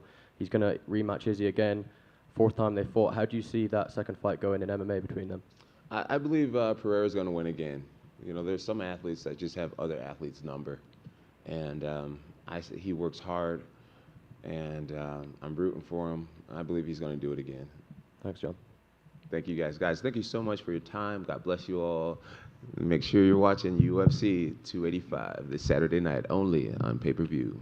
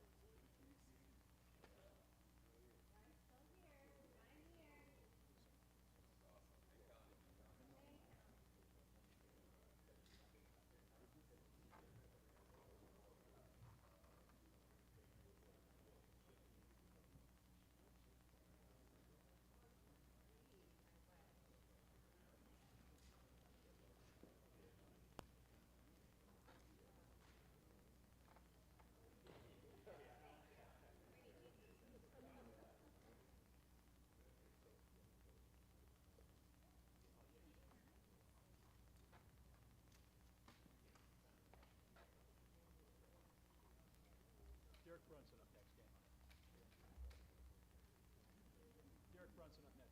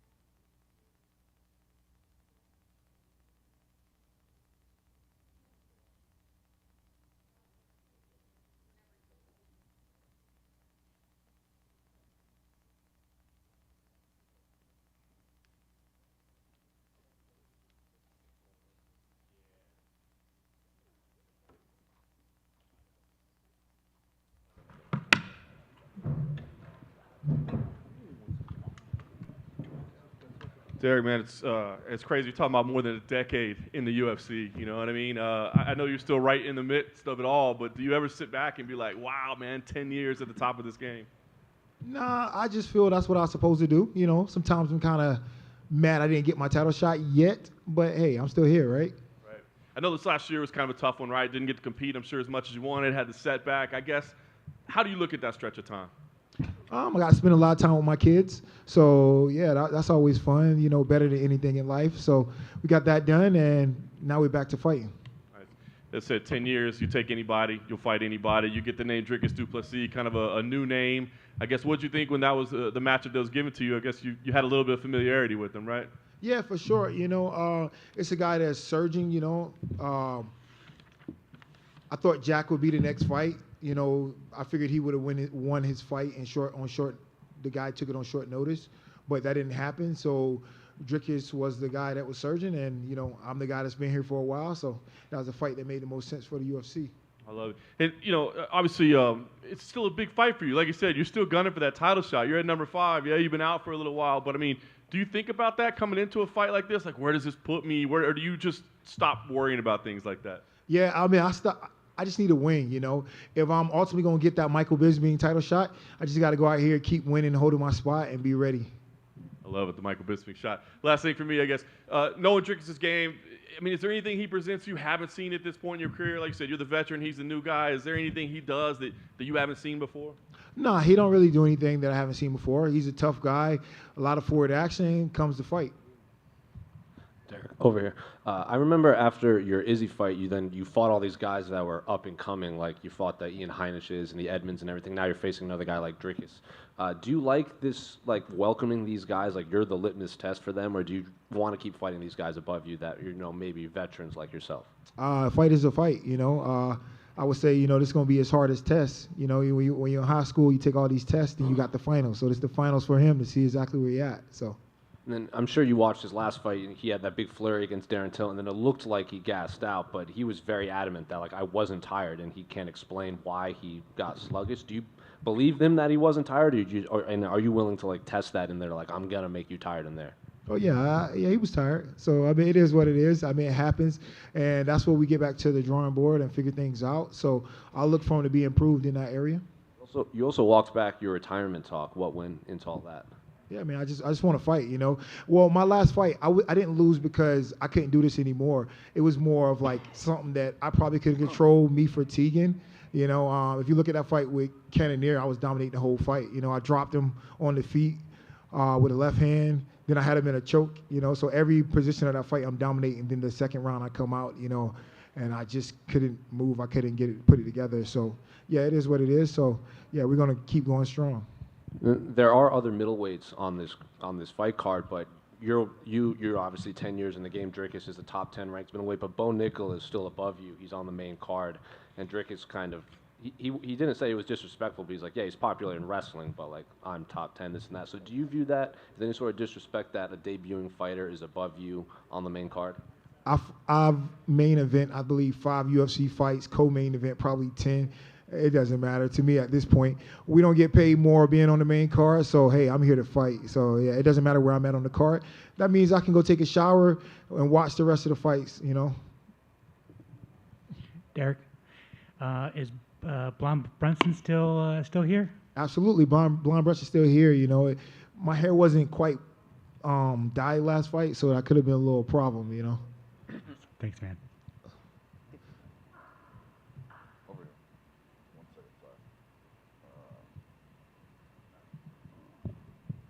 Hey, Derek over here.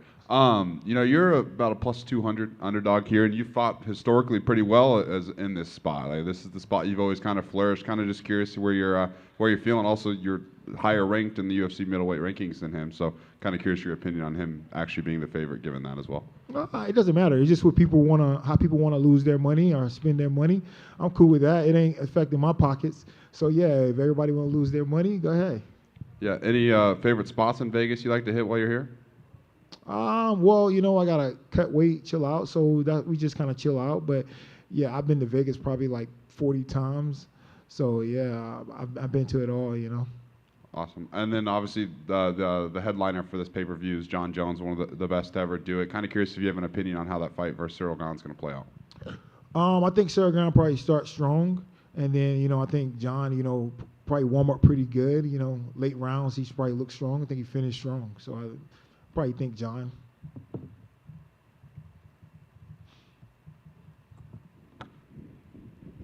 Yeah, hold on, just one. Just curious on who you think is going to win between Alex Pereira and Israel Adesanya. Oh man, what you guys? You guys trying to get my betting picks or what? What's going on? Y'all gotta subscribe to my Discord chat. All right. So anyway, you're gonna get my picks. But I think Izzy. I mean, he needs this fight. You know, he needs it for his personal, not because of the title per se, but he needs it for his personal self. You know, he fought the guy 3 times just to be a 4th. So I think he's going to be really smart, and he's going to look at the first fight and probably try to do that and really, you know, finish strong in that last round. I think probably Izzy gets it done by a split decision. Thank you, guys.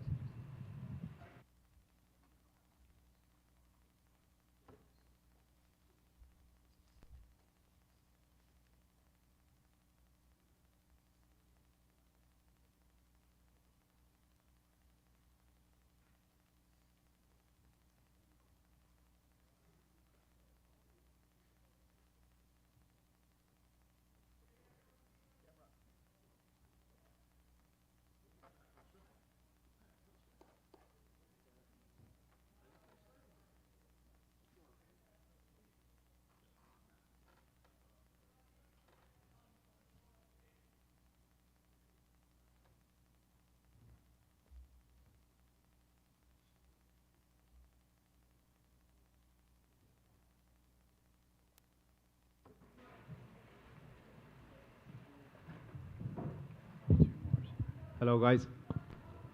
Hello, Matusz. Welcome back. Obviously, stepping in here for this opportunity. I guess just tell us how this came together. Were you looking for a fight, or how did you end up here?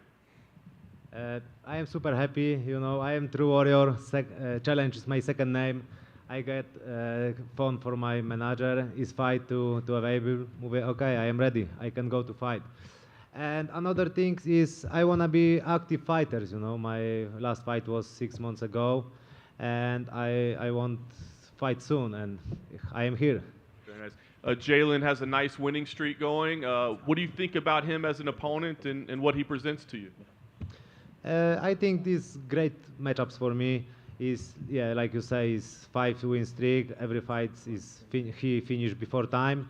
He's high-level striker, very tall, very long reach, good choke guillotine when he defends takedown.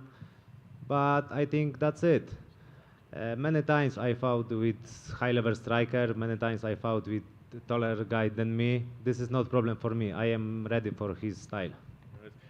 You had the setback, but you're still number 7 right now. I mean, did that change your schedule or the timeline of how fast do you think you can be a UFC champion? Before my last fight, I thinking about my career is very fast, you know, and I very fast to climbing to the top. My last fight, I make a little mistake with Benil Dariush. I lose my control emotion, you know, and I lose. But this was big lesson for me. Now I am more mature fighter than before, and I can say thank you, Benil, that you give me the big lesson in my life. Yeah, that's it. Now my focus is to fight with Jalin, and that's it. You win here, it would be a big win. Do you, knowing that you had those lessons, I mean, do you call people's names out and challenge people, or do you just sit back and let how it happens? Like, what do you do? Always when I call out to guys, it was never happen. That now, like, before when I get this offer, I call out to Michael Chandler, but he don't answer me. Rafael Dos Anjos go up division. Like now, focus this fight and we'll see what will be in the future.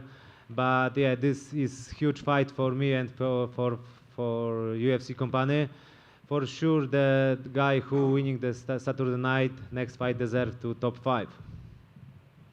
Over here. Obviously, Jalin is one of the taller fighters in this division. So who are some of the guys that you trained with to prepare for his long reach and height?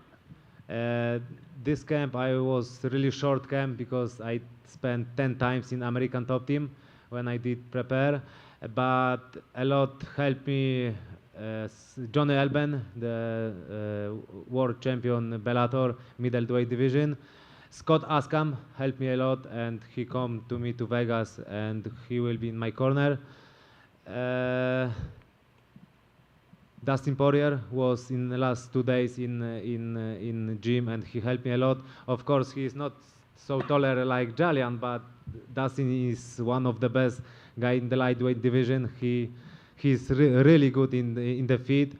He give me the tips, and I am super happy that he can come me and help me, and that's it. I am warrior, like I say. I train very hard every day. I am in good shape, and I don't scare this guy. You mentioned Johnny Eblen, the Bellator champion. Where do you think he ranks in this middleweight landscape across both Bellator, the UFC, and all the other promotions? I don't know, but Johnny Eblen is amazing fighter. Is an amazing person for sure. If he come to UFC, for sure he will be champion. Now who is Alex Pereira? Yeah, is the champion. Is maybe not easy fight for Johnny, but great matchups, and 100% Johnny will be beat the Alex Pereira. You also mentioned Michael Chandler. Michael Chandler's going to fight Conor McGregor. He's coaching The Ultimate Fighter. How do you see that fight playing out? Interesting fight. I don't know how will be shape in Conor McGregor when we back to octagon, but if he will be like old performance like couple years ago, I think Conor will beat Michael Chandler. Back here. Way over here. Okay. I know I'm far away. You were a champion in KSW that announced that they're going to be doing some stadium shows back home in Poland. Being in the UFC, like, what do you think of the potential of having a UFC event in a stadium? It's been a long time since it's happened. What are your thoughts on it? You ask me that if UFC come to Poland and go to stadium, naturally? Fighting for the UFC in a stadium. Is great idea. I invite UFC to Poland in stadium. You know, is the biggest arena in Poland. Unbelievable. This was day for me. Great things. Yeah, I don't know what I said, but I fought one time, the biggest show. I feeling like gladiators. You know, like the many years ago. In the Colosseum. Thank you. Over here. You're fighting on a card headlined by Jon Jones. He's fighting Ciryl Gane. Kind of curious how you think that fight's going to play out. I am super excited that I can fight with Jon Jones the same card, and especially the main card. Jon Jones is one of my favorite fighters when I was young. You asked me how is my prediction? Yeah. Interesting fight. I don't know how is the shape in Jon because he will back in the 3 years, but I think Jon Jones will be back and Jones will get the belt. And then Jalin Turner, obviously super, on a hype train, winning a couple fights by finish stuff. Kind of curious how you see yourself winning this fight. One more, please. How do you see yourself winning this fight? I see two versions. First version, this is gonna be war, 3 rounds, 3 brutal rounds, because Julian is tough opponent, is good in the feet. But the second version is like I finish him quickly, maybe first and second round, because he is really good in the striking. I am ready for his style, but question is he is ready or my style. Thank you. Thank you. Yes, thank you. So, thank you.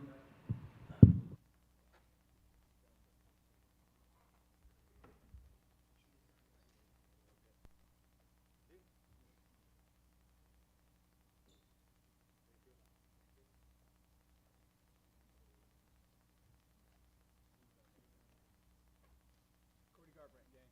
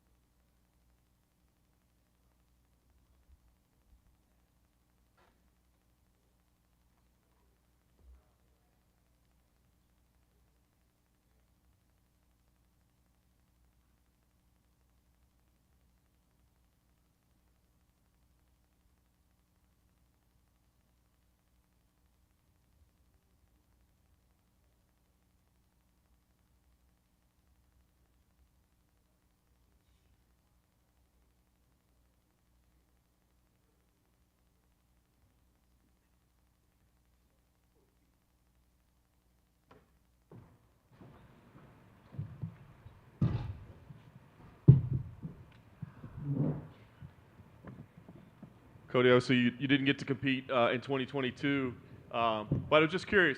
Sometimes we hear that those times away can actually be a good thing because you're not stuck in a training camp or what have you. So last year not getting to compete, good thing or bad thing? Sometimes you can look at it in a negative, but there's a lot of things that I corrected and had to change in my life and career. First and foremost, moved out here to Las Vegas, so I'm been here for a year, and it was a huge adjustment period when I first moved out here. Coaches and teammates, and finding that, for me, I do well with structure and routine. So I was out of that for a bit. So I truly believe that everything happens for a reason. There's a reason why those fights didn't prosper, and just very excited for the camp that I had and to be here for Fight Week, to be speaking in front of you guys, and just to be honest with you, I'm very excited to go make weights Friday and showcase my skills on Saturday. Nice. As you say, you come back on a huge card, T-Mobile Arena, right, ESPN. I mean, at this point in your career, does that, the competition is what matters, getting in there, right? But does that extra stuff, add to it at this point in your career?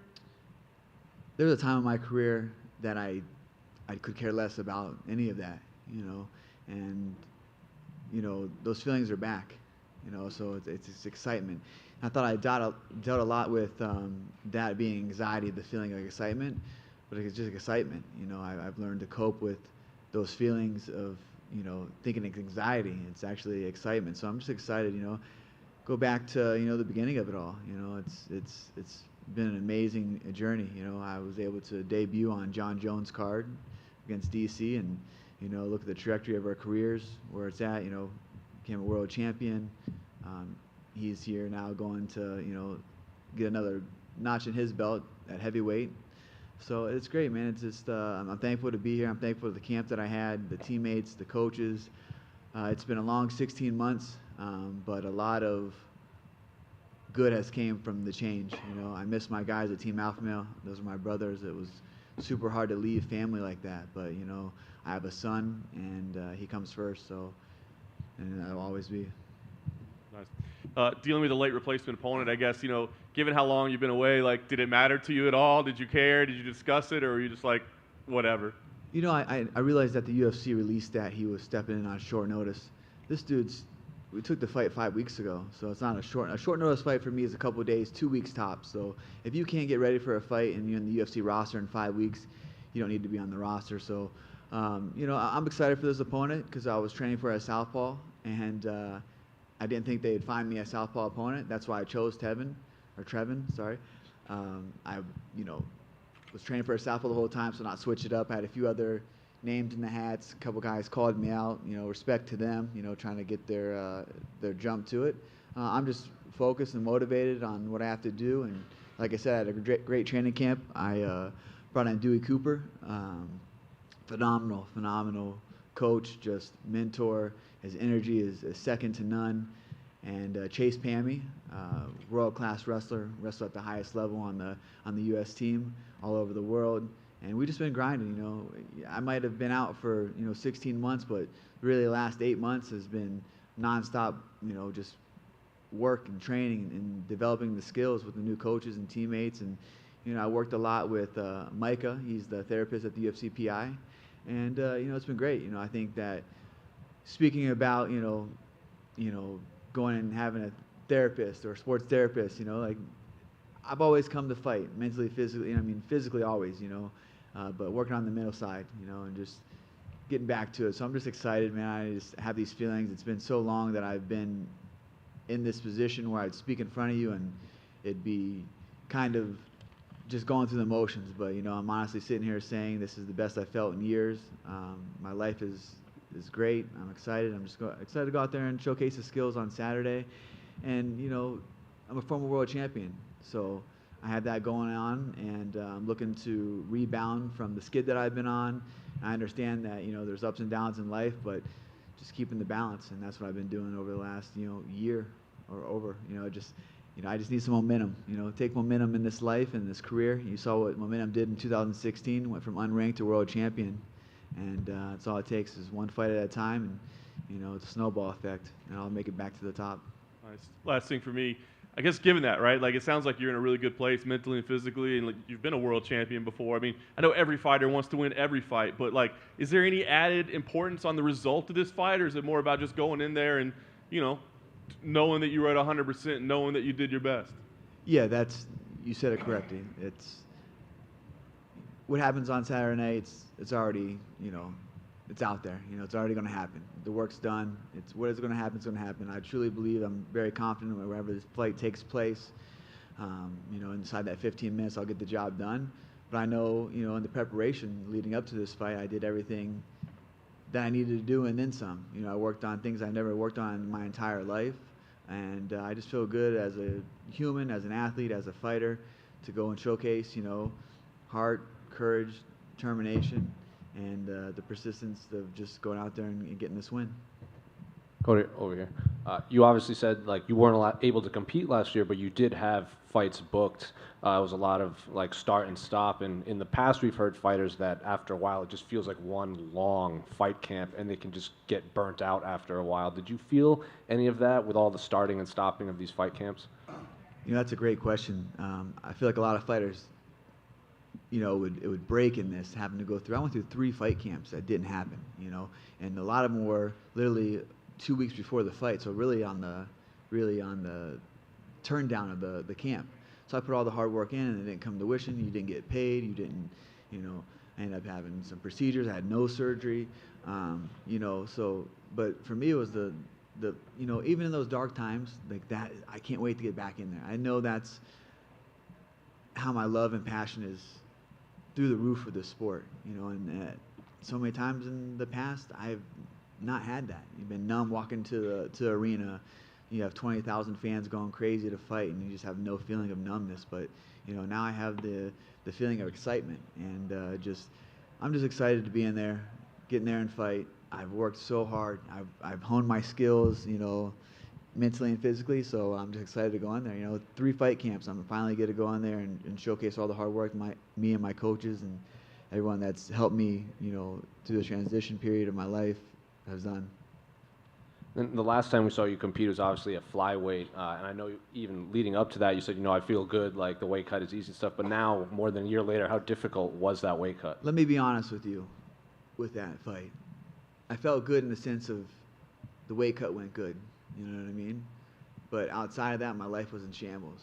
You know what I mean? I wasn't good. I wasn't in a good place. I wasn't happy. You know, I went through the motions. You know, camp was good. I had a bunch of injuries going into the fight. These all sound like excuses, but and I sat there and said, oh, I feel great. I feel great. When I tell you this, I feel great. I feel awesome. I had a great camp. I truly did this fight, and I'm just excited to go out there and perform. You know, I'm a performer. I'm an entertainer. I'm a performer, and I'm just excited to be back to this position, this energy, this love. I guess you can call it passion for this sport. I mean, it's not fun. I don't think fighting is fun at all. But I enjoy it, you know. I think I really enjoy it. You know, fun comes and goes. You know, just like motivation comes and goes. You have to be driven. So just been enjoying the journey, the ups and downs. You know, it's you know, through the dark times you have to have the light. You know, and the light is, you know, I know that I can turn this around with one fight. You know, momentum, and that's what, you know, the word of the week is momentum. Just have the momentum from the beginning of this week. You know, good weight cut, and just, you know, step inside the octagon and just perform. So is flyweight done for you then, even though you said it wasn't that difficult of a weight cut? The weight cut was amazing. Dr. Capo is one of the best in the world. I mean, I've never made 125 since I was 15 years old. And so we worked super hard at it. You know, I felt like I let him down in the performance, you know what I mean? But my mind wasn't there. Honestly, I was walking to the octagon just numb, not like, fuck, I gotta go fight now. Like, man, not because the weight cut. The weight cut felt good. I could do the weight cut 10 times over. I felt good at 25. I just tell you, my life was not where it needed to be at, you know what I mean? So, you know, I was in limbo stage with a lot of it, you know, and moving out here, and you know, just changing things that I needed to change. You know, we have a career, you know. Ended up getting divorced, you know, before my fight, selling the house the week of my fight.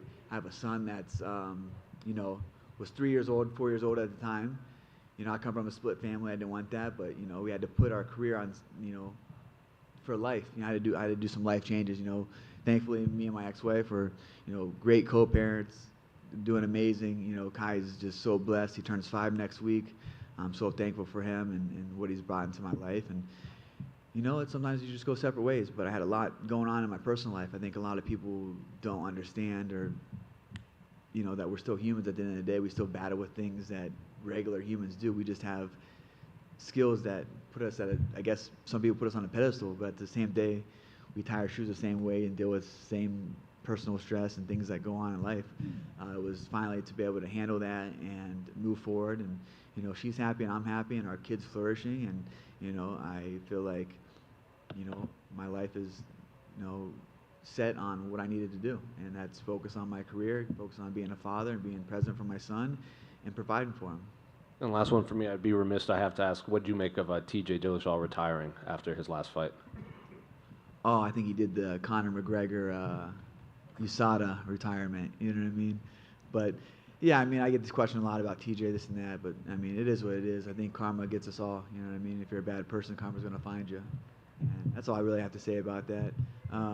I think he looked like shit his last fight, truthfully, but when you abuse your body like that and take all those stuff and you get off of it, there's consequences, and I think you saw that. So, yeah, hopefully, whatever he does, if he stays retired, hope he's found peace and happiness, and good for him, I'm excited for what I do on Saturday night, and, the comeback. Cody over here. Speaking of retirements, Jose Aldo also retired. Any, disappointment that you're never going to get to fight him? That was always a fight. Jose is just a great competitor. Just amazing fighter. That would have been great. He's a phenomenal fighter. But he's doing well in boxing. He's getting ready to fight Jeremy Stephens in May. So that's exciting. He might fight Mayweather. Mayweather. Okay, cool, awesome. That's great. I think that's a good fight for Mayweather. Jose Aldo has great boxing. He's phenomenal. So, yeah, you come to a point in your time that this MMA is rough on your body, So for them just to focus on one martial arts and boxing, it's not saying it's a lot easier, but it's not a lot as demanding on your body. You have to wrestle, you have to jiu-jitsu, you have to kickbox, you have to spar.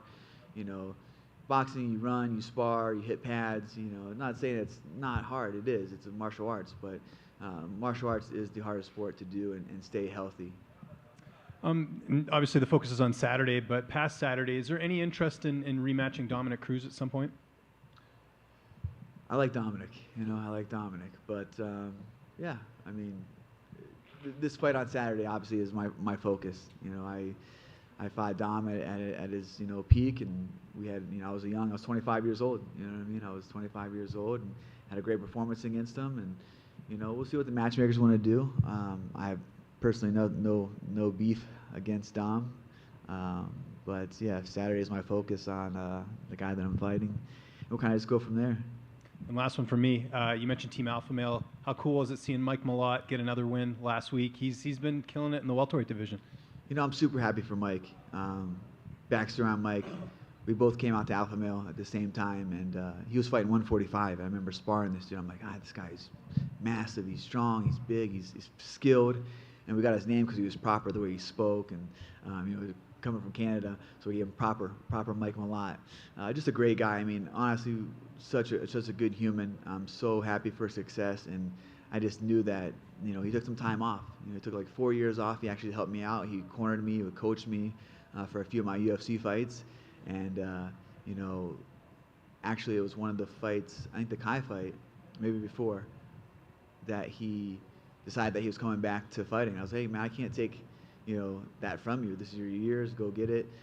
So found a new coach, but I'm thankful for the time that he gave me, the skills, and we had a great time. We had a good fight with Rafael Sunsao. He trained me basically the whole time for that. But like I said, I'm just super excited for him. He had a great performance. I just spoke to him last week. That was a flawless performance, and that kid is good everywhere. He can wrestle, he can grapple, he can strike, and he's just. I think that he's going to be a very dangerous person in that welterweight division. Hey, Cody. I just wanted to know what went into the mindset of moving to Vegas. You've cross-trained at a bunch of really big gyms, really popular gyms. what went into the decision to move to Vegas and kind of go with Dewey and go with Extreme Couture? What was the mindset? Why did I leave Sacramento? Yeah, just like why choose Vegas? Well, so my ex-wife is from Vegas, so we agreed to move here, split custody of our son. You know, there's nothing for her in Sacramento. Our family, friends are here, and you know, I can't be selfish to keep her there, and I damn sure couldn't be far from my son. So, you know, it made it work, you know, but it was tough. It was a tough transition for me, but I'm grateful for Dewey Cooper, Chase Pammy, Eric, Geoff, all these guys helped me out in the beginning to help out. But I'm a creature of habit, you know.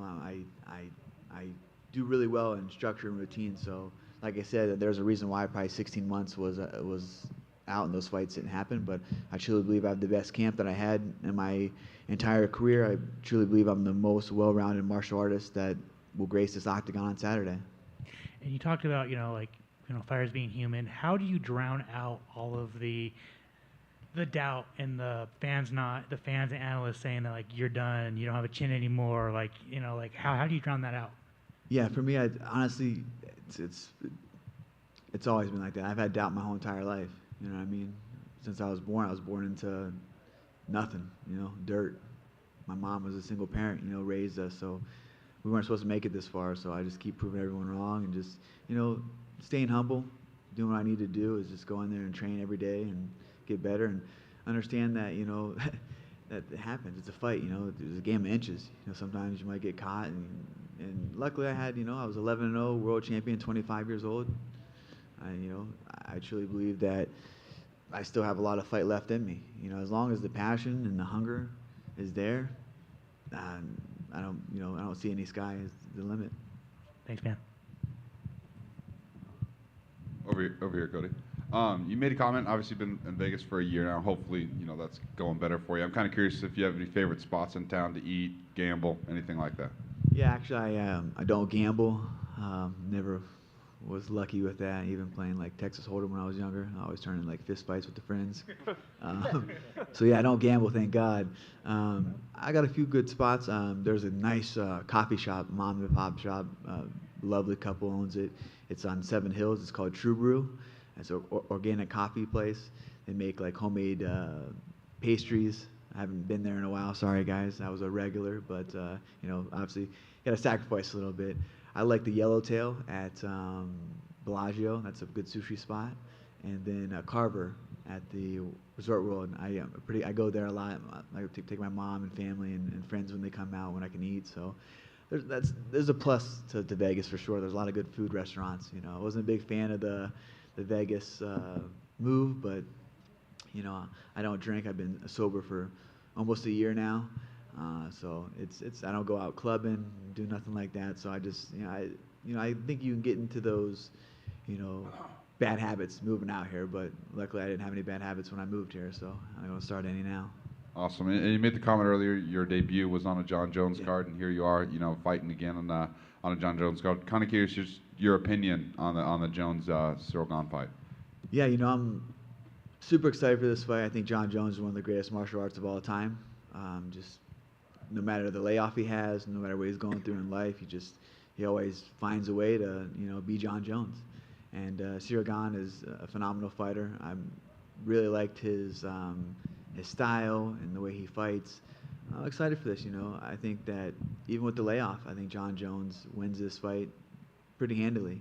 I think that Jon Jones is a different breed, and he shows up when he needs to. And I'm excited for him to put another notch in his belt and go up and get a heavyweight title and really solidify himself as the best martial artist of all time. One quick one for me, Cody, and I'll piggyback off of Alex. Team Alpha Male, family, of course. Yeah. And for your career, maybe things happen for a reason. One of the greatest minds with Dewey Cooper, knowing the fight game, training. How easy was it to click with Dewey, and how seamless was that transition? Yeah, that's a good statement. Easy transition. A lot of the coaches that you train with, or striking coach, I should say, try to reinvent the wheel. I'm a Ferrari. I don't need to put new wheels or anything in it. I just need to be polished up, and that's what Dewey did. Polished me up and turned me into a striking machine. I feel like all my tools, all my limbs are deadly, and the mindset that he brings into it. Because Dewey was a fighter himself, a world champion. kickboxer. He boxed. He did MMA. So he's been, you know, he has his battle scars of it. You know, he's been in the trenches, and the mentality and just the encouraging words he brings inside camp. You know, some days you're not the best days. You know, some days you don't feel good, but it's no matter how you feel, it's what you do. I think that's one of the best sayings that I've taken from Dewey. It's not a matter how you feel, it's what you do. You know, there's some days you wake up on fight day and you feel like shit, but you still got to go fight. Thank you, sir. Good luck on Saturday. Thank you. One quick thing, I want to give a shout out to my Claymont, my high school. The kids wrestle tomorrow at districts. So I just want to give a big shout out to Ryan Jackson, 120, Elijah Parrish, Nolan McMarrow, Thane Mahaffey, Kendrick Reneker, Wyatt Shaw are all going to compete tomorrow at districts in Ohio. And alternates are Trenton Cole, Nate Burton, and Kicktris Anthony. Go get them, guys.